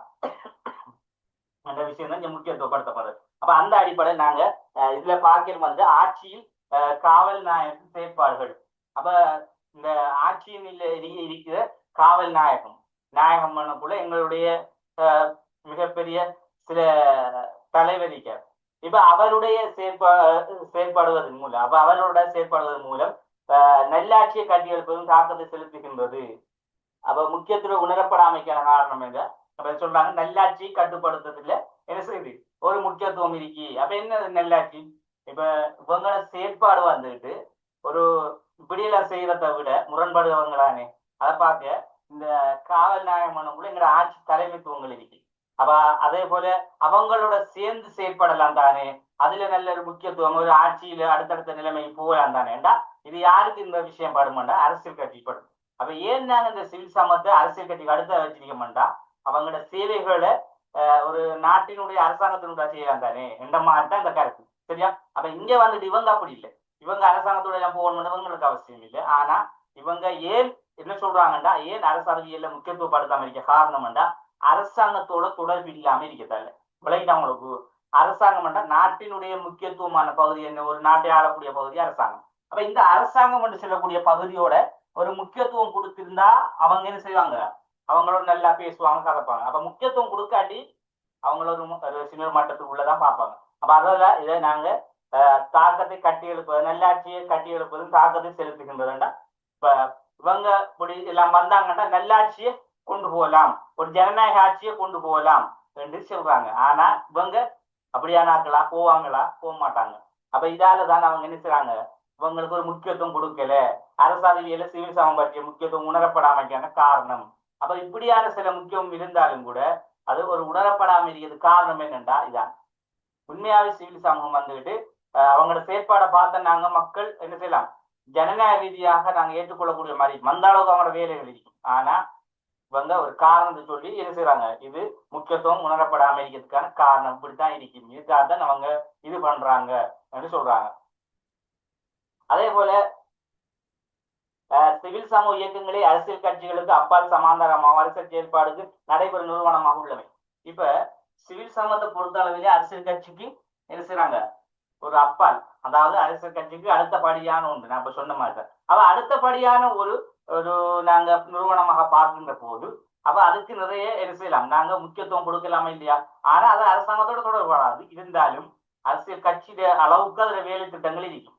ஆனா அதை விட மேலான வேலை திட்டங்கள் இருக்கும். மேல அரசியல் கட்சி குறிப்பிட்ட நின்றுவாங்க. ஆனா இவங்க அது எதையும் பார்க்க மாட்டாங்க, அவங்களால இரண்டு அளவுக்கு செஞ்சுட்டே போவாங்க. அப்ப இதை நாங்க உணரப்படுறமைக்கான படாமைக்கான காரணமாக நாங்க பார்க்கலாம். அப்ப இதெல்லாம் வந்துட்டு முக்கியமாக அரசியல் பாடத்துல சிவில் சமூகத்தை ஏன்னதான் சரியான முக்கியத்துவம் கொடுக்கல. இதுவரைக்கும் அரசியல் கட்சி வந்துகிட்டு உதாரணமா நாங்க அரசியல் கட்சியை ரெண்டாவது பட்சமா பார்க்கும், மூன்றாவது அமுக்கு குழுவை பார்க்கும், நாலாவது சிவில் சம்பந்தம் பார்க்கும். அப்ப ஏன் சொல்றாங்கன்னா நாலாவது பட்சமாக இதை பார்க்கக்கூடிய காரணம் என்னன்னா, உண்மையாவே அமுக்க குழுக்கு முதல் இதைத்தான் கொடுக்கணும் முக்கியத்துவம், இல்லாட்டி அரசியல் கட்சிக்கு முதல் சிவில் சமத்தம் கொடுக்கணும். ஆனா ஏன் அவங்க முக்கியத்துவம் கொடுக்காம இதை கடைசியில ஒன்று வச்சிருக்காங்கன்னா, அவங்களுக்கு அதை பற்றிய சரியான இது தெரியாது, இவங்களோட செயற்பாடுகள் இவங்களோட வேலை திட்டங்கள் தெரியாது. அதுக்காக அவங்க சொல்றாங்க, இப்படியான காரணங்களை சொல்லி காட்டுறாங்க. அப்ப இதெல்லாம் அரசியல் கட்சிக்கு அப்பால் சமாந்தரம் அரசியல் கட்சி செயற்பாடு நடைபெறும் நிறுவனங்களாக உள்ளமை. அப்ப இதுவெல்லாம் முக்கியத்துவமான விஷயம் தானே. ஆனா இதெல்லாம் அவங்க உணரல. அப்ப அதால அவங்களுக்கு அதை பத்தி தெரியா. அப்ப நீங்க யோசிக்க தேவையில்ல, கேள்வியில உணரப்படாமைக்கிற காரணம் எல்லாம் கேட்டு வர போறீங்க. இப்ப இது என்னது கேட்டா, எங்களுக்கு தியரிக்கு ஏன் அது அரசியல் கட்சியில சிவில் சமத்தை பத்தி கடைசியில சொல்லப்பட்டிருக்கு, ஏன் அது அந்த அளவுக்கு சிவில் சமத்துக்கு நல்ல முக்கியத்துவம் கொடுத்து நல்லா பேசியிருக்கலாம் தானே, நாங்க அரசியல் கட்சிக்கு மாதிரி முன்னுக்கு கொண்டு வந்து போட்டிக்கலாம் தானே நீங்க யோசிப்போம் தானே. அப்ப அதுக்காக நாங்க இந்த கருத்தை விடத்தை போட்டு சரியா பிள்ளைய ரைட். தொடர்ந்து பார்க்கலாம். நாங்க அரசுகளினதும் அரசியல் கட்சிகளிலும் ஏனைய வேறுபட்ட சமூக அரசியல் தேவைகளில் சிவில் சமம் பிரதிநிதிப்பு செய்கிறது. இப்ப அரசியல் கட்சியில அதாவது அரசுகளினதும் அரசியல் கட்சியினதும் மற்றும் ஏனைய வேறுபாட்டினருக்குள்ள இப்ப அரசியல் கட்சி அதே போல அதோட தொடர்ந்து பாருங்க அரசு, இந்த ரெண்டுக்குள்ளேயும் சில வேறுபட்ட கருத்துக்கள் இருக்கும். எப்படி சொல்லலாம்டா ஏனைய வேறுபட்ட சமூகத்தை அரசியல் தேவைகளை சிவில் சமநிலைப்படுத்துறா. இப்ப அரசுக்கு சில விஷயத்த மக்கள் நேரடியாக அரசுகிட்ட போய் கேட்கலாம கேட்கலாது. உண்மையா அரசு மறைமுகமாயிருக்கும். ஆனா அரசாங்கம் தான் என்ன செய்யணும், செஞ்சு கொடுக்கணும். அரசாங்கத்திட்டையும் சில விஷயத்த கேட்கலாது. இப்ப எல்லாத்தையும் அவங்க செய்ய மாட்டாங்களே, சட்டத்தின் அடிப்படையில் அவங்க செய்வாங்க. அப்ப அரசியல் கட்சியும் சட்டத்தின் பிரகாரம் தான் அவங்களுக்கு கொடுக்கப்பட்ட யாப்பு அதிகாரம் பிரகாரம் தான் செய்யும். ஆனா சிவில் சமத்தை பொறுத்த அளவிலே இவங்க எல்லாம் செய்ய இல்லாத சில விஷயத்துக்களை அவங்க செய்வாங்க என்றதான் சொல்லப்படுது. அப்ப சில காரணங்களை முன்னுரிமைப்படுத்துறாங்க. சில காரணங்களை சொல்லி இவங்க அரசமையில சில முக்கியத்துவம் உணரப்படாமைக்கிற காரணம் நல்ல விளையும். உணரப்படாமைக்கிற காரணம் என்று சொன்னா எப்படியும் இங்க சொல்லப்பட்டிருக்க விஷயம் அதாவது ஒரு விடயத்தை ஏன் இவங்க உணர்த்தப்படாமைக்கான காரணமா பார்க்காங்க. அப்ப இங்க நல்ல விஷயங்கள் சொல்லப்படுதுதானே என்று நாங்க பார்க்கணும். அப்ப இங்க சொல்லப்படுற விஷயம் எல்லாம் உண்மையாக ஏற்றுக்கொள்ளக்கூடிய விஷயம். இப்ப நான் பாருங்க, முதலாவது முரண்பட்ட சாத்தியமா செயற்படா. அவங்க முரண்பட்ட சாத்தியமா செயற்படுறதை விட அவங்க என்ன செய்யலாம், அழகா ஆட்சியில அரசாங்கத்தோட சேர்ந்து சில வேலைகளை செய்து கொள்ளலாம் தானே என்று சொல்றாங்க. இது உண்மையாவே ஒரு நல்ல காரணம் தான், அவங்க சொல்ற போயிட்டு நல்ல காரணம். அதே போல அரசியல் கட்சிக்கு அடுத்தபடியா இருக்காங்க, அடுத்த அரசியல் கட்சியின் பிரதித்துவத்தைப்படுத்துறாங்க. இதெல்லாம் அவங்க சொல்ற விஷயம் நல்ல விஷயம் இருந்தாலும், ஆனா இந்த முக்கியமான இந்த காரணங்களை அரசியல் பாடத்துல அவங்க உணரல என்றதான் சொல்றாங்க. புகழையும் கிளியர் தானே. தொடர்ந்து பாருங்க, துடிப்புமிக்க சிவில் சமம் ஒன்று இருப்பது நாட்டின் ஜனநாயகத்தை ஆழ்படுத்த உதவும். இது மிக முக்கியமான காரணமாக சொல்றாங்க. ஒரு துடிப்பு மிக்க ஒரு என்ன ஒரு சிவில் சமம் இருந்தா அது ஒரு ஜனநாயகத்தை முக்கியத்துவப்படுத்துமா. அந்த துடிப்பு மிக்க சிவில் சமம் இளைஞர் மத்தியில இருந்தா உருவாக்கப்படுது. அப்ப அதால அதையும் ஒரு முக்கியத்துவமான காரணமா பார்க்காங்க. அதே போல அரசியல் வலுவூட்டும் போது அரசியல் கட்சிகள் மறந்து விடுகின்ற தகமையற்ற கருத்தியல்கள் மற்றும் நோக்கத்தினை கீழ்ப்பிரஜைகள் ஒழுங்குடும். இப்ப அரசியல் கட்சிகள் சில விஷயத்துல விட்டுருவாங்க. இப்ப அவங்க அரசியல் கட்சி எப்படி தேர்தல் வந்தா மட்டும் மக்களுக்கு நான் அதை செய்வேன், ரோட செய்வேன், போடுதாரன், உங்களுக்கு உங்களோட அந்த வாய்க்கால வெட்டி விடுவேன், இல்லாட்டி ரோட்ல வலிப்பு போட்டு தருவேன், உங்களுக்கு ரோட்டை ஃபுல்லா ஹைவே அடிச்சு தருவேன் சும்மா சொல்லிட்டு போறேன். எல்லாமே என்ன, நீங்க ஓட் போட்டா வெண்டாட்டம் வந்து செஞ்சாரு, இல்லாட்டி இல்லை. அவங்க வெள்ளலையா மாட்டாது போற அந்த கட்சியை நீங்க காணவும் இல்லை, அந்த வந்தவரையும் காணல. நீங்க அடுத்த 5 வருஷத்துக்கு பிறகு திரும்ப வருவார் அவங்களோட பிச்சை கேட்டு, ஓட்டு பிச்சை. அப்ப இதெல்லாம் வந்துக்கிட்டு இந்த சிவில் சமூகத்தில் பார்க்கலாம் அப்படியான விஷயங்கள் இல்லை.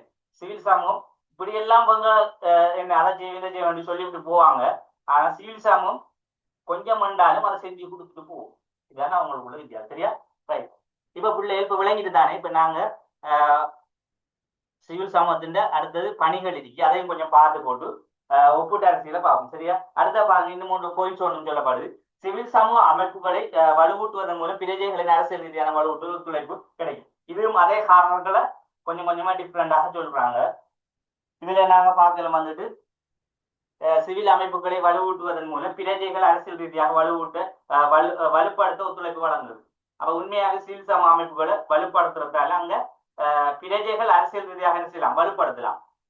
ஏன், இது ஒரு அடித்தளம் தான். இது இப்ப சிவில் அமைப்பில வந்துட்டு இப்ப நாங்க எங்களுக்கு முழுக்க அரசியல் நோக்கமும் இல்லை, அரசாங்கத்துக்கு போகணுன்ற நோக்கம் இல்லை. இருந்தாலும் இந்த பேசிக்கான சில சமூக சேவை, சமூக தொண்டர்கள் நாங்க சொல்லுவாங்க சமூக சேவை, இந்த சேவை நாளைக்கு மக்களை என்ன செய்வாங்கன்னா ஒருவரை தேர்ந்தெடுத்து நீங்க சமூகத்துல இப்படி எல்லாம் செய்யற நீங்க, ஆனா அரசியலுக்கு வந்தா எங்களை மக்களுக்கு இன்னும் எவ்வளவு செய்யலாம் தானே என்று அந்த ஒரு அரசியல்ல கொண்டு போகக்கூடிய மாதிரி வலுப்படுத்தக்கூடிய ஒரு தன்மையில மறைமுகமாக இதுல இருந்து நாங்க விளங்கிக் கொள்ளலாம். அப்ப இதுல சிவில் அமைப்புகள் வலுவூட்டுவதன் மூலம் பிரஜைகளின் அரசியல் ரீதியாக வலுப்படுத்த ஒத்துழைப்பு வேணும். அப்ப அவங்கள அரசியல் ரீதியாக ஒரு வலுப்படுத்துறதுக்கு அரசியல் என்ற எண்ணத்தை வழங்குறது, அங்க போய் என்ன செய்யலாம்ன்றது செய்வதுக்கு இது ஒரு ஆரம்ப நிலை தான், படித்தரம் ஆரம்ப பேசிக்கான விஷயம் தான். அப்ப இதுல பாருங்க, நீங்க பிள்ளைகள் நீ அங்க பார்த்த அரசியல்வாதிகள் எல்லாம் இப்ப அரசியலுக்கு பெரிய பெரிய பிரமுகர்கள் எல்லாம் இப்படியான சிவில் சமூகங்களை, சிவில் அமைப்புகளை மக்களுக்காக தொண்டர்களாக சேவை செய்தவர்கள் தான். இப்ப இப்படியானவர்கள் இப்ப அரசியல் தலைவர். எங்க நாட்டினுடைய அனுகுமார் திசாநாயக்கும் ஆரம்ப காலத்துல மக்கள் தொண்டனாக மக்களுடைய சமூக பணிகளை செய்தவர் தான் அவர் தான். இப்போ ஒரு பெரிய ஒரு தலைமை அதிகாரி ஜனாதிபதியாக. அப்ப இதெல்லாம் வந்துட்டு இந்த சிவில் சமூகத்தினூடாக வளர்க்கப்படுகிற ஒரு விஷயம். சரியா? இப்ப சிவில் சமூகத்தின் பணிகளை பாருங்க. சட்டத்தையும் ஒழுங்கையும் பாதுகாத்தல், மனித உரிமைகளை பாதுகாத்தல். இப்ப நாங்க சொல்லலாம் சட்டத்தையும் ஒழுங்கையும் உண்மையா பாதுகாக்கும், அதை நாங்க ஏற்றுக்கொள்ளலாம். மனித உரிமைகளை பாதுகாப்பதற்காக செயற்படுது. அதே போல நல்லாட்சியும் ஜனநாயகத்தையும் உறுதி செய்து. அப்ப ஜனநாயகம் நல்லாட்சி இது ரெண்டும் வந்துட்டு முக்கியம். இப்ப நல்லாட்சி என்று சொல்லக்கூடிய இடத்துல ஜனநாயகம் கட்டாயம் இருக்கும். ஏன், ஜனநாயகம் சரியானதான் நல்லாட்சி ஏற்படும். அப்ப அதை நாங்க முக்கியத்துவமாக உறுதி செய்ய முடியும். இதனூடாக சூழலை பாதுகாக்க முடியும், அதை நாங்க ஏற்றுக்கொள்ளலும். அதே போல தனிப்பட்டவர்கள் சம பொருளாதாரம் இருக்கும். ஒரு பேர தனிப்பட்ட ஒருவருக்கு சமூகத்தில ஒரு பொருளாதார ரீதியான ஒரு பிரச்சனை இல்ல, அவருக்கு ஏதோ ஒரு கஷ்டத்துல ஒன்று வந்துட்டு பொருளாதாரம், அப்ப அதை நாங்க அபிவிருத்தி அடைய, அதாவது அடுத்த நிலைமைக்காக கொண்டு போறோம். அதுக்கு என்ன உதவி செய்யலாம், இப்படியான சில விஷயங்களை பார்க்கும்.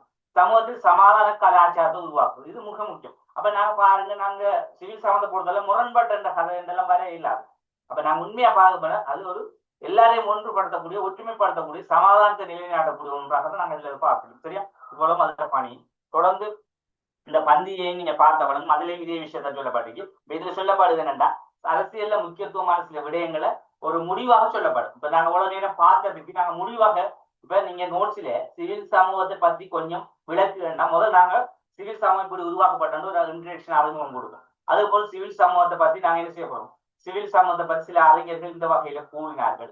அதே போல சிவில் சமூகம் சொல்றது பொதுவாக நாங்க, அதாவது அது சில சில சிவில் சமூகம் 4-5 விஷயங்கள் சேர்ந்து கல்வியோ இப்படியான விடயங்கள்ல என்னென்ன பிரச்சனைகள் அறிஞ்சு ஒரு சங்கங்கள் அமைப்புகளை உருவாக்குகின்ற ஒரு விடயம் என்று சொல்லி நாங்க சிவில் சமூகத்தில் சொல்லப்படுகின்ற சில இயக்கங்கள், சில அமைப்புகள், அதனுடைய என்ன நாங்க பார்த்த சில முக்கியத்துவமான சில காரணங்கள் உருவாக்கப்படும். அதே போல இதுல ஏதாவது குறைபாடாக பார்க்கப்படுற குறைபாடான விஷயம், நன்மையாக பார்க்கப்படுற நன்மை. அதே போல இதுல பண்பு, பணி, இதெல்லாம் நாங்க என்ன செய்யறோம், ஃபுல்லா நாங்க படிக்கணும். படிச்சுட்டு கேள்வியில இப்ப நீங்க எழுதக்குள்ள முதல்ல அறிமுகத்தை கொடுக்கணும்.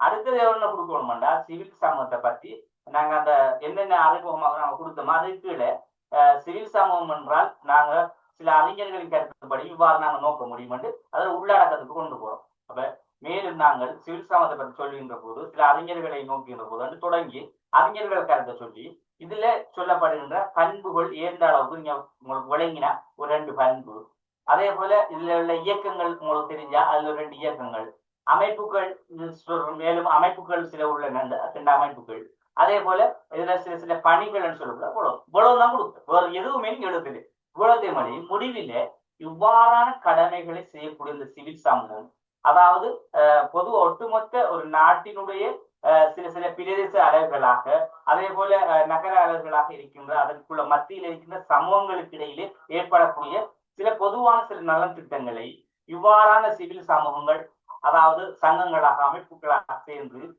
சமூகத்திலே உள்ள கல்வி ரீதியான பிரச்சனைகள் இருக்கலாம், அதே போல சமய ரீதியான பிரச்சனைகள் இருக்கலாம், பொருளாதார பிரச்சனைகள் இருக்கலாம், அதே போல ஏனைய தனிப்பட்ட ரீதியான பிரச்சனை, இதையெல்லாம் தீர்க்கும் முகமாக அவர்கள் ஒரு அமைப்புகளை சங்கங்களை உருவாக்கி அந்த பிரச்சனையை முழுமையாக தீர்த்துக் கொள்கிறார்கள். ஆனால் இவர்கள் வந்துட்டு அரசாங்கத்தோடையோ குடும்பம் சார்பாகவோ அதே போல் சமூகத்தில் இருக்கின்ற பெரிய பெரிய உயர் பொருளாதார தளங்களிலோ இவங்கள் ஈடுபாடு காட்டுவதில்லை. இவங்கள் அதில் எல்லாம் கவிழ்ந்துதான் முழுமையான தீர்வை, பொருளாதார ரீதியாக அந்த முழுமையான பொதுநல தீர்வுகளை, பொதுநலமான விடயங்களை செய்து கொள்கிறார்கள். இதனால் தான் சிவில் சமூகம் என்பது அரசியலிலே பிரதான நிறுவனங்களில் ஒன்றாக காணப்படுகின்றது. அதிலும் அரசியல் கட்சிக்கு ஒப்பான நிறுவனமாக இந்த சிவில் சமூகம் காணப்படுது.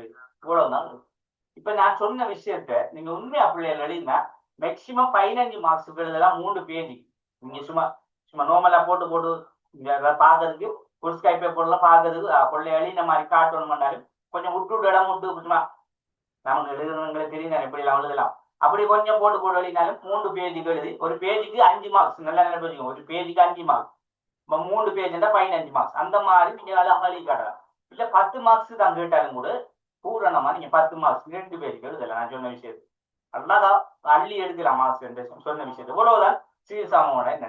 ஏன்னா நான் சொல்றேன், சிவில் சமூகம் அரசியல் கட்சி என்ற விஷயம் அமுக குழு பெருசா வார வீதம் குறைவு. ஆனா கேள்வியில கூடுதல் சிவில் சமூகத்தை பத்தி வந்துருக்கு. சிறு குறிப்பில சிவில் சமூகத்தை பத்தி அடிக்கடி போடுவார். 2 ஆண்டுக்கு ஒரு தரமாவது தொடர்ந்து வாருது. அதே போல அரசியல் கட்சியும் பாரு. அப்ப அதுலயே முக்கியத்துவமா சிவில் சமூகத்தை இப்ப கொடுத்துருக்காங்க. அதாவது சிவில் சமூகத்தை கொஞ்சம் அந்த இதை கொஞ்சம் பார்த்து கொள்ளுங்க. சரியா? அதுதான் உங்களுக்கு அந்த சிவில் சமூகத்தை பத்தி 2 கிளாஸ்ல கொஞ்சம் நல்லா இது பண்ணிருக்கீங்க. சரியா? பண்ணிருக்கேன். இப்ப நாங்க ஒப்பிட்ட அரசியலை பத்தி பார்ப்போம். சரியா?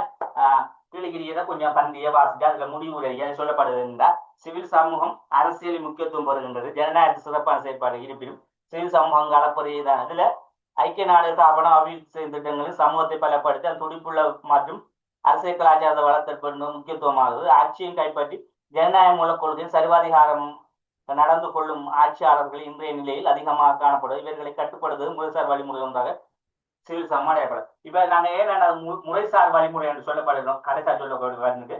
இது ஒரு முறைசார் வழிமுறை. சரியா? அதாவது நாங்க சொன்னமே, முறைசார் வழிமுறை, முறைசார வழிமுறை, அதாவது சமூகத்தில், அதாவது நாட்டில் காணப்படும் ஒரு அரசியல் காணப்படுகின்ற நாங்க எப்படி அந்த நிறுவனங்களை இணைங்காணுங்க, முறைசார் நிறுவனம், முறைசார நிறுவனம். அப்ப முறைசார் நிறுவனம் கூட இந்த சிவில் சமூகம் வரும். அதைத்தான் சொல்லியிருக்கேன். இப்ப குழம்பிக்கப்படாது என்ன சார், முறைசார் நிறுவனம், முறைசார் வழிமுறை என்று வந்திருக்கிறோம். முறைசார் வழிமுறைனா முறைசார் நிறுவனம், முறைசார் வழிமுறை நிறுவனம் நாங்க பார்த்திக்கோம்.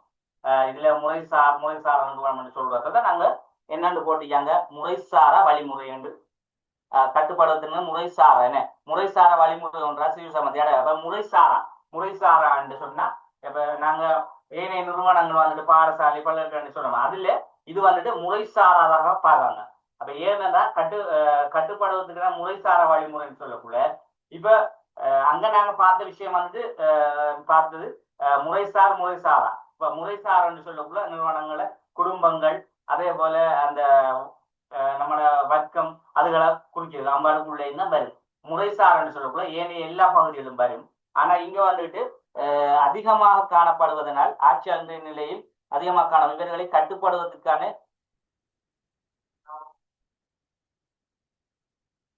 முறைசாரா வழிமுறை ஒன்றாக சிவில் சமூகத்தை அடையாளப்படுத்துறேன்.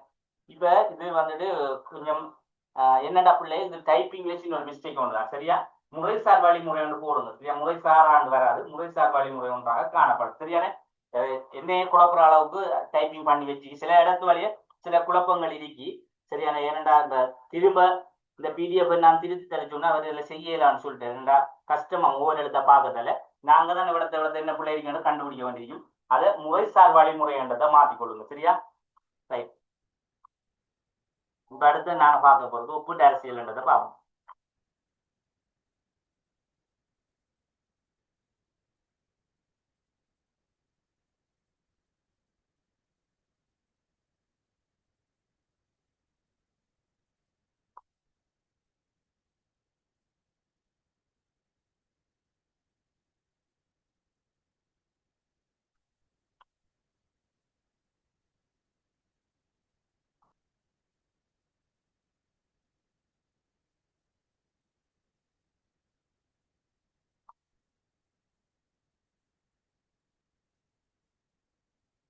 இப்ப கிளியர் தானே உங்களுக்கு?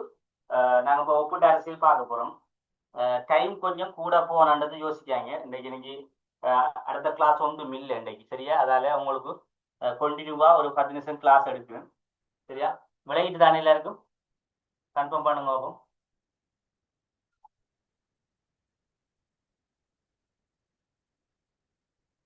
சரி, இதுல ஒப்பிட்டு அரசியல்ண்டா இலகுவா நான் சொல்றேன், சரியானே?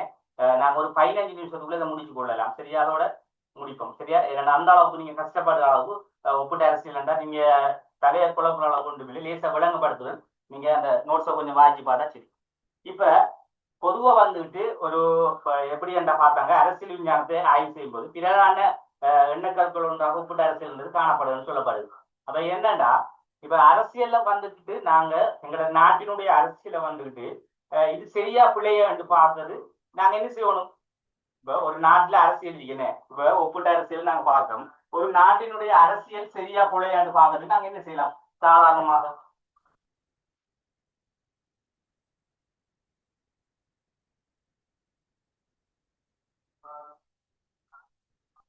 சொல்லுங்க, என்ன செய்யலாம்?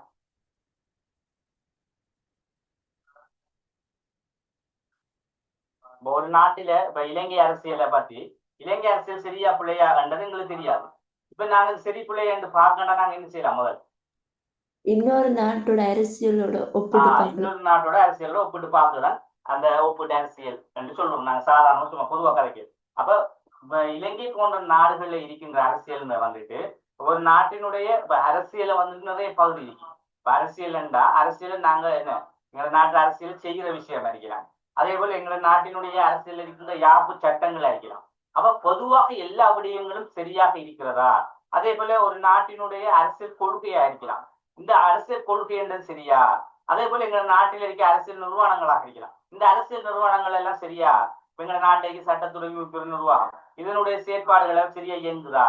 இதனுடைய இது கொடுக்கப்பட்ட யாப்பு முறைப்படி சட்டங்கள் எல்லாம் சரியா? அப்ப இவைக்கு எல்லாம் நாங்க ஒரு ஒப்பீட்டு செய்வதற்காகத்தான் அண்மை காலங்களாக, அதாவது ஒரு குறிப்பிட்ட காலங்கள்ல சொல்லலாம், நாங்க நவீன காலங்கள்ல கொண்டு வரப்பட்ட ஒரு கட்சி தான் இந்த ஒப்பீட்டு அரசியல். அப்போ ஒரு அரசியல்ல, ஒரு நாட்டில் உள்ள அரசியல்ல அதாவது ஏதாவது குறைபாடுகள் இருக்கின்ற போது அதை நாங்கள் நிவர்த்தி செய்வதற்காக இன்னொரு நாட்டுடன் அந்த அரசியல் விஷயத்தை என்ன செய்யறோம்? நாங்க படிச்சு கொள்றோம். அதை அறிஞ்சு கொண்டு எங்களுடைய நாட்டினுடைய அரசியலை திருத்திக் கொள்வது.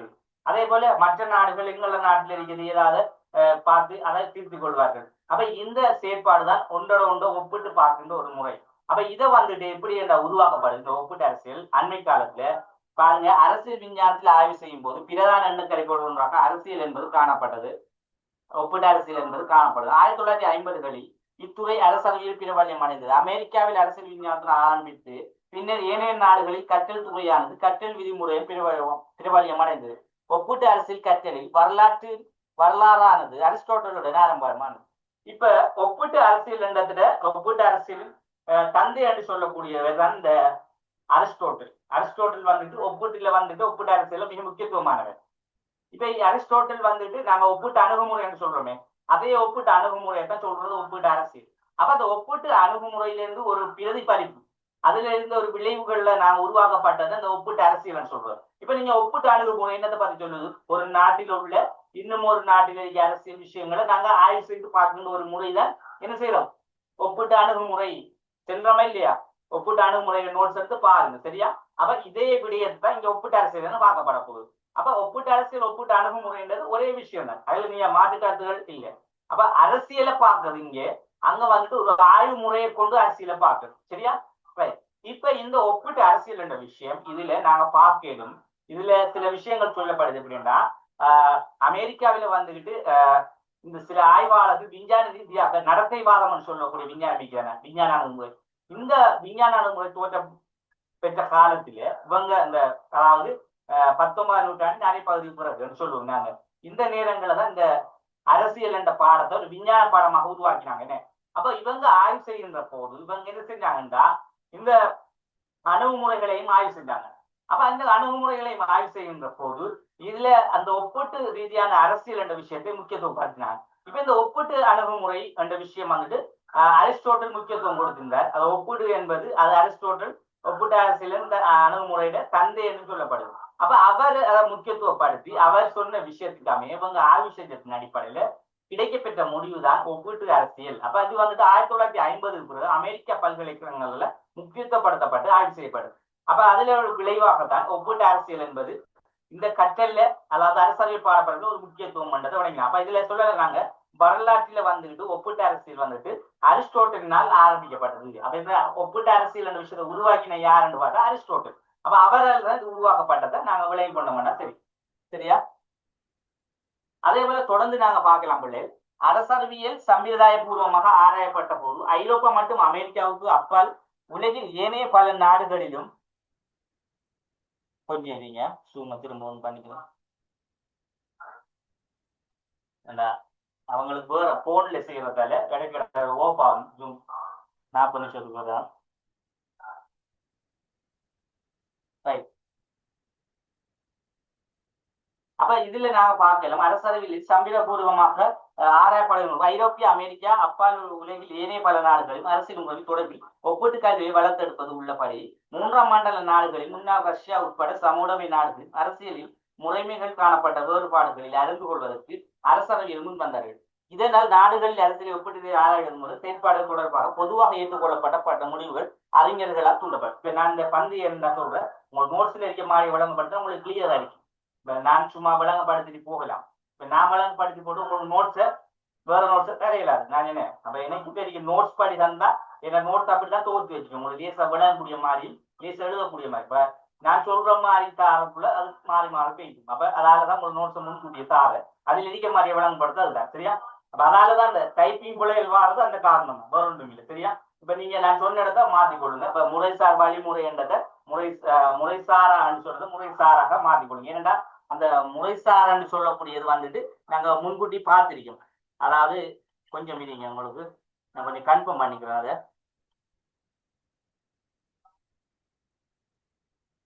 சரியா, முறைசார் நிறுவனம் முறைசாரா நிறுவனம் என்று சொல்லப்படுது ரெண்டு.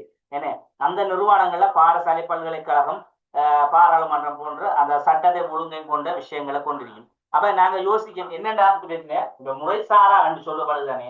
இப்ப நாங்க சிவில் சமம் வந்துட்டு தாங்களாக உருவாக்குறது தானே. அப்ப அவங்களுக்குள்ள ஒரு சட்டமோ ஒரு இத விஷயமே இருக்குமான்றது எங்களுக்கு ஒரு குழப்பமா இருக்கலாம். ஆனா அவங்க வந்துட்டு இப்ப அரசியல வந்துட்டு பிரதான நிறுவனம், அது நல்ல படம் போனீங்க குழம்பிக்கப்பட அரசியல பிரதான நிறுவனம். அதாவது அரசாங்கம் அரசியல் கட்சி அமுக கொடுக்கிறது அரசியல் ஒரு நிறுவனம் பாடப்பரப்புல இருக்கு. இப்ப பாடப்பரப்புக்கு அப்பால் அல்லாத விஷயம் பண்ணா நாங்க முறைசாராத சமூகத்தில் உள்ள ஒன்றாக உருவாக்கும் நான் சொல்லலாம். அப்ப இது வந்து முறைசாராக நான் பார்க்கக்கூடிய ஒன்றுதான். என்ன இதை வந்துட்டு குறிப்பிட்ட சமூகத்தில் உள்ளவர்களால் உருவாக்கப்பட விஷயம் ஒன்று சரியா. ஆனா அவங்களோட தொழிற்பாடு சேவைகள் எல்லாமே அரசியலுக்கு அரசியல்ல அரசாங்கத்தோட, அதாவது அரசாங்கம் அரசியல் உள்ள விஷயத்த மாற்றக்கூடிய அளவில் உள்ளதை இவங்க செய்யறாங்க. அவ்வளவுதான் வித்தியாசம், வேற ஒன்றும் இல்லை. ஆனா இவங்களோட செயற்பாடு ஒரு நாங்க பார்க்கக்குள்ள அவங்க முறையா தான் எல்லாத்தையும் செஞ்சுட்டு போறாங்க சரியா. அப்ப அது வந்துட்டு ஒரு முறைசார் வழிமுறையா ஒன்றா பார்க்கலாம் நாங்க. என்ன திரும்ப திரும்ப அதை சொல்றேன் என்னன்னா சிலருக்கு அது குழப்பம் அடிக்கலாம். அந்த சொல்லப்பட்ட வரி அந்த வரி வந்துட்டு அவ்வளவுதான். அதை நீங்க அதை குழம்பிக்கு தேவையில்லை. இப்ப முறைசார்ன்றது நீங்க பாயிண்ட்ஸ்ல எழுத வேண்டும் அவசியமும் இல்லை. அது முடிவுக்காக போட்டிருக்கு. அப்ப இதை நீங்க முறைசார் வழிமுறைன்னு போட்டா சரி, அவ்வளவு போட்டு எழுதினீங்கன்னா சரி. நீங்க நோட்ஸ்ல படிக்கக்குள்ள அந்த விஷயத்த நீங்க நோட்ஸ் வாசிப்போ முடிவு எழுதக்குள்ள முறைசார் வழிமுறைன்னா போடணும்னு அவசியம் இல்லை. உங்களுக்கு குழம்புறாக்கள் அதை விடுங்க. நீங்க எழுதக்குள்ள முடிவா இந்த மாதிரி தான் என்ன செய்யுது ஒப்பிட்ட அந்த சிவில் சமம் என்பது இந்த அமைப்பிலே, அதை எந்த அமைப்பிலே, அதாவது நாங்க சொன்ன அந்த சங்கங்கள் அதை அமைப்புகள் என்ற அடிப்படையில உருவாக்கப்படுது. இதன் சிவில் சமம் அதாவது அரசியல் பிரதான நிறுவனங்கள்ல 4வது படியாக உள்ளது. அப்ப அதைத்தாங்க சொல்லப்பட்டிருக்கு. அதைத்தான் முறைசார் வழிமுறை ஒன்றாக உள்ளது என்று சொல்றது. அப்ப அதை நீங்க விளங்குறாக்கள் முறைசார் என்று போடுங்க. அது எங்களுக்கு கஷ்டமா விளங்கியலான்னு சொல்றார்கள். அது அப்படியே பையா இருக்கிறீங்க முறைசார் மாத்தி போட்டு விடுங்க. அந்த பகுதியை விட்டுட்டு போறத நீங்க மேல் நோட்ஸை பார்க்க சரியா. கஷ்டப்பட்டு படிக்கக்கூடாது, எங்களுக்கு விளங்குற மாதிரி தான் படிக்கும். ஏன்னா பொலிட்டிக்கல் இருந்தா இந்த சப்ஜெக்ட்னா விளங்கி படிங்க. நோட்ஸை மட்டும் அப்படி இதுல இடிக்கிறத கொண்டாங்க எழுதணும் மட்டும் நினைச்சாங்க மிச்சம் பிள்ளையான விஷயமா தான். சில நினைக்க என்னன்னா சார் ஒரு 10 பாந்தி அந்த 10 பாந்தியை கொண்டு வெளியினா தான் எங்களுக்கு மார்க்ஸ் நினைச்சிக்கிறாங்க. அப்படி இல்லை பிள்ளைகள், அப்படி எல்லாம் நினைக்கிறீங்க. ஒரு 3 பேஜ் நோட்ஸ் தந்தா அந்த 3 பேஜையும் வெளியினா தான் எங்களுக்கு ஃபுல் மார்க்ஸ் வரும் கொஞ்சம் பேர் நினைச்சாங்க. பாடமா இது போனதான் தெரியுது. அப்படி படிச்சு வேற போற இல்லை யாருக்கும். 3 பேஜுக்கு நான் நோட்ஸ் தந்தா நீங்க அதை 4 பேஜுக்கு நீங்க விளங்கினா 4 பேஜுக்கு எழுதலாம். சரியா? எங்களுக்கு அப்படித்தான் இல்லை, 2 பேஜுக்கு எழுதினா விஷயம் முடியும். எங்களுக்கு விளங்கினதை எழுதினா போதும். அப்ப அதே மாதிரி நாங்கள் எழுதணும், எல்லாம் மறந்து போயிருக்கு, கஷ்டம். அது எல்லாராலையும் முடியாது, அது யாராலையும் முடியாது. அதுல நோட்ஸ் அதிகமாக எழுதுன்றது அது பொய்யான விஷயம். அப்ப அதாவது நாங்கள் விளங்கி படிச்சிட்டோம்னா போதும்.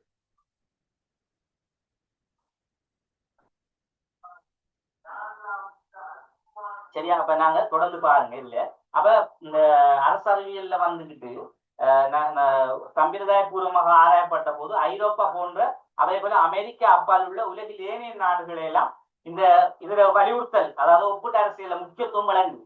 அப்ப வந்து என்ன செய்றாங்க, இதை நாங்க கொண்டு வரணும். கொண்டு வந்தாத்தான் உலகளாவிய ரீதியில அரசியல்ல வந்தது, அரசியல் பாடத்தரப்புல என்னென்ன நாட்டில என்னென்ன குறைபாடு இருக்கும்ன்றத ஒரு முக்கியத்துவப்படுத்தி என்ன செஞ்சாங்க, இதை உருவாக்குனாங்க.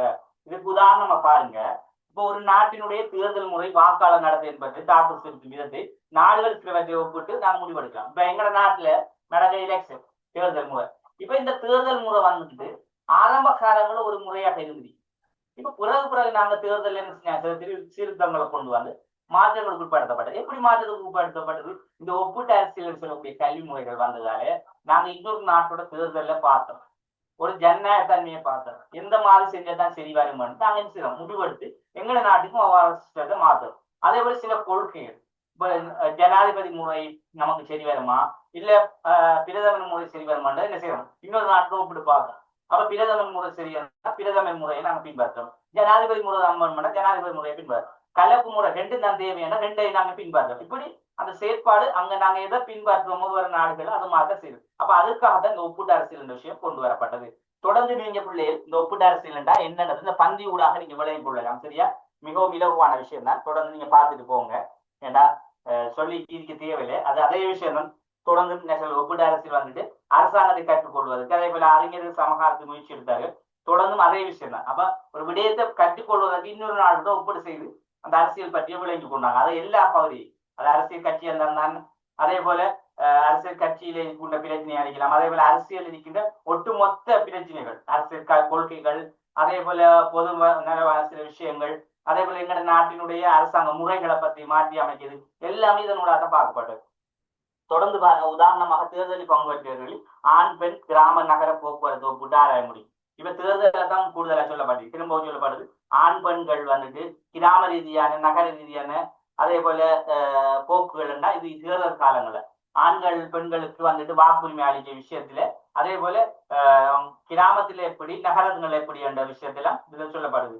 அதை விட முக்கியமான சில கருத்தியல்கள் சர்வதேச ஒப்பீட்டு ரீதியாக ஆராயப்பட்டது 2 விஷயம். ஒன்று, ஜனநாயக ஆட்சி முறை, ஜனாதிபதி பாராளுமன்ற முறை என்பவற்றின் சாதக பாதகம், அதே போல வீதாசாரம் மற்றும் சாதாரண பெரும்பான்மை இருக்கிற முறைகளில் சாதக பாதகம். என்னென்ன அஞ்சு சொல்லப்பட்ட விஷயம், அதாவது ஜனநாயக ஆட்சி முறை, ஜனநாயக மன்றம் எப்படி இருக்கணும், அந்த ஆட்சி முறையில ஜனாதிபதி பாராளுமன்ற முறை. ஜனாதிபதி என்றால் அது ஜனாதிபதி முறையை சொல்றது, பாராளுமன்றம் என்றால் பிரதமர் முறையை சொல்லுவாங்க. அப்ப இந்த 2 ஆட்சி எப்படி என்ன நன்மை பான்மை இருக்கு நான் சொன்ன விஷயம் தான். அதே போல வீதாசார தேர்தல்கள்ல வீதாசார முறை, பெரும்பான்மை முறை என்ற அமைதி நீங்க 78ஆம் ஆண்டு யாப்பு படிக்கக்கூடிய இதெல்லாம் பார்க்கலாம். அப்ப இதுகள்ல உள்ள விஷயங்களை குறைமுறைகளை பார்க்குது. தொடர்ந்தும் அதுல சில அரசியலாளர் ஆர்வம் காட்டினார், சில கரிசனை கொள்வதற்கு காரணம் அது என்னென்ன காரணம் என்று தொடர்ந்து சொல்லப்படுது. அப்ப உதாரணமா வந்துட்டு ஒரு 2 காரணத்தை நாங்க பார்த்துட்டு முடிச்சுக் கொள்வோம். அரசியல்ல வந்துட்டு வேறு நாடுகளுடன் ஒப்பிடுவதன் மூலம் நாட்டின் அரசியல் மிக சிறந்த தெளிவு ஒன்றை பெற்றுக் கொள்ளக்கூடிய உண்மையா நாங்க இப்ப பார்த்த விஷயம் தான். அதே போல ஏனைய நாடுகளின் அரசியலை பற்றி சிறந்த தெளிவினை பெறுவதனால் நாங்கள் அந்த நாடுகள் ஒவ்வொன்றுக்கும் மட்டும் அல்லாமல் இன்னும் சில நாடுகளின் தொடர்பாக ஒப்பிட்டு பார்ப்பதற்கு பெரிதும் உதவியாக அமைகிறது. இதையும் நாங்க பார்க்கிறோம். அதே போல அரசியல் முரண்பாடு மற்றும் கருத்து தொடர்பான பொதுமைப்படுத்தப்பட்ட முடிவுக்கு வரும் நவீன அரசியல் ஆய்வில் வேட்பாக இருக்கும். அப்ப முரண்பாட்டு வரும் கருத்து, இப்ப சமூக வந்து அரசியல நிறைய முரண்பட்ட கருத்து இருக்கு, பிரச்சனையான சில குழப்பமான கருத்தியல் எல்லாம் இருக்கு. இதெல்லாம் சரியா பிள்ளைன்னு பார்க்கணும். நாங்க என்ன செய்யறோம், இன்னொரு நாட்டோட அரசியலை வச்சு ஒப்பிட்டு பார்க்கக்குள்ள எங்களுக்கு அது கிளியரா வரும். சரியா? அப்ப இந்த அடிப்படையில நாங்க ஒப்பிட்ட அரசியல் என்றா என்னன்றதை நாங்க பூரணமா வெளியிட்டோம்னா தெரியும். அப்ப ஒப்பிட்ட அரசியல் என்பது இதுவரைக்கும் பெருசா கேள்விகள்ல போட்ட விதம் குறைய, அண்மை காலத்துல வந்துட்டு இந்த முறை எதிர்பார்க்க வினாக்களை வந்துட்டு ஒப்பிட்ட அரசியல் எதிர்பார்த்த இல்ல அந்த கேள்வி போடுபடலை. சரியா? ஏனென்றால் அது சிறிய பகுதியானே, அதால பெரும்பாலும் இல்லை. இந்த ஒப்பிட்டு அரசியல் பதிலாக ஒப்பிட்டு அணுகுமுறை போடுவாங்க, அது வார ஒப்பிட்டு அரசியல் வந்துட்டு இப்ப திட்டத்துல கொண்டு வந்த பாடப்பகுதி என்றதால இதுல வந்துட்டு சில நேரங்கள்ல எம்சிக்கு பகுதியில வரும். சரியா? அப்ப என்ன ஒப்பிட்டு அரசியல்ண்டா என்ன, அதுல என்னென்ன முக்கியத்துவம்ன்றதை நீங்க எம்சிக்குள்ள கேள்விகளுக்குள்ள எழுதினீங்கன்னு சரி, அந்த காரணம் 2 எழுதினாலும் போதும். அதாவது ஒரு நாட்டினுடைய அரசியலை தெரிஞ்சு கொள்வதற்காக, அதே போல அரசாங்க முறைகளை தெரிஞ்சு கொள்வதற்கு. அரசாங்க முறை என்னன்னு தெரியுமா? அரசியல்ண்டா அரசியல் கருத்துக்களை சொல்றது. அதாவது நாங்க பார்க்க அரசியல் கருத்து நாங்க சொன்னோம், அரசியல் கருத்து அரசியல் வாதம்னு சொல்றது, அதாவது சமூகமைவாதம் தாரணம், இதைத்தான் சொல்றது. அரசியல் முறைன்னு சொன்னா ஜனநாயக முறை, ஜனாதிபதி முறை, அதே போல பாராளுமன்ற முறை. ஜனாதிபதி முறை என்றா ஜனாதிபதி அரசாங்கம் சொல்றது. அதே போல பிரதமர் அரசாங்க முறை தான் பாராளுமன்ற முறைன்னு சொல்ல. கலப்பு அரசாங்கம் 2 மிரிக்கும். அதே போல அனைத்தாண்மை அரசாங்க முறை என்றா சர்வாதிகார முறை. இப்ப இதெல்லாம் நீங்க அழகு 5ல பார்ப்பீங்க. 5ல இல்ல, 4ல. அது வந்துட்டு அரசியல் அமைப்பு மாதிரிகள், அழகு 4. அதாவது ஒட்டுமொத்த நாங்க அரசியல் அமைப்பு மாதிரிகளை பார்க்குறோம். ஒற்றையாட்சி சமஷ்டி ஆட்சி என்ற என்னன்றது பார்க்குறது. அதே போல ஒற்றை ஆட்சி என்ன, சமஷ்டி ஆட்சி என்ன, அதே போல ஒற்றையாட்சி, சமஷ்டி ஆட்சி, கூட்டாட்சி. சரியா? கூட்டாட்சி. அதே போல இன்னும் ஒன்று பாதி அரைகுறை சமஷ்டின்னு சொல்றோம். அது வந்துட்டு கூடுதலை இந்திய அரைகுறைண்டா ஒற்றையாட்சி மிக்கும் சமஷ்டி ஆட்சி மிக்கும், இந்த கலப்பு மாதிரி 2 சேர்ந்தது, அது அரைகுறைன்னு சொல்றோம். இந்த 4 பகுதி இருக்கு. இது ஆட்சி முறையை பற்றி சொல்றது. அதே போல அரசியல் அமைப்புண்டா அரசியல வகைகள்னு சொல்லுவாங்க. அதுல வந்துட்டு சொல்ற நீங்க அழகு 4 படிப்பீங்க. அது ஒன்று வந்துக்கிட்டு ஜனாதிபதி முறை, மற்றது மந்திரி சபை. மந்திரி சபை, அமைச்சரவை, பாராளுமன்ற முறை, பிரதமர் முறை. இந்த 4 ஒரே பேர் தான், குழம்பிக்க போட. சரியா? நான் எல்லாம் தெளிவா சொல்லி தருவேன். அப்ப இது சரியா? அதே போல கலப்பு அரசாங்க முறை.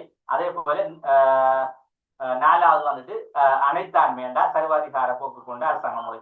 இப்ப ஜனாதிபதி அரசாங்கத்தை சொல்றது நிறைவேற்று அரசாங்கம் சொல்லுவாங்க. நிறைவேற்று அரசாங்க முறை என்ன, ஜனாதிபதி அரசாங்க முறை தான், குழம்பிக்கப்பட. சரியா? Right, okay. இன்னைக்கு கிளாஸ்ல நிறைய விஷயங்கள் நாங்க பார்த்துட்டோம். எல்லாம் கிளியர் தானே பிள்ளைகள்? ஏதாவது டவுட் இருக்க சொல்லுங்க. அப்போ இப்ப உங்களுக்கு ஒப்பீட்டு அரசியல் என்ற கேள்வி கேட்டா செய்யலும் தானே? எல்லாம் கிளியர் தானே? சரியா? சொல்லுங்க. வேற யாருக்காவது டவுட்கள் இருக்காதுல்ல?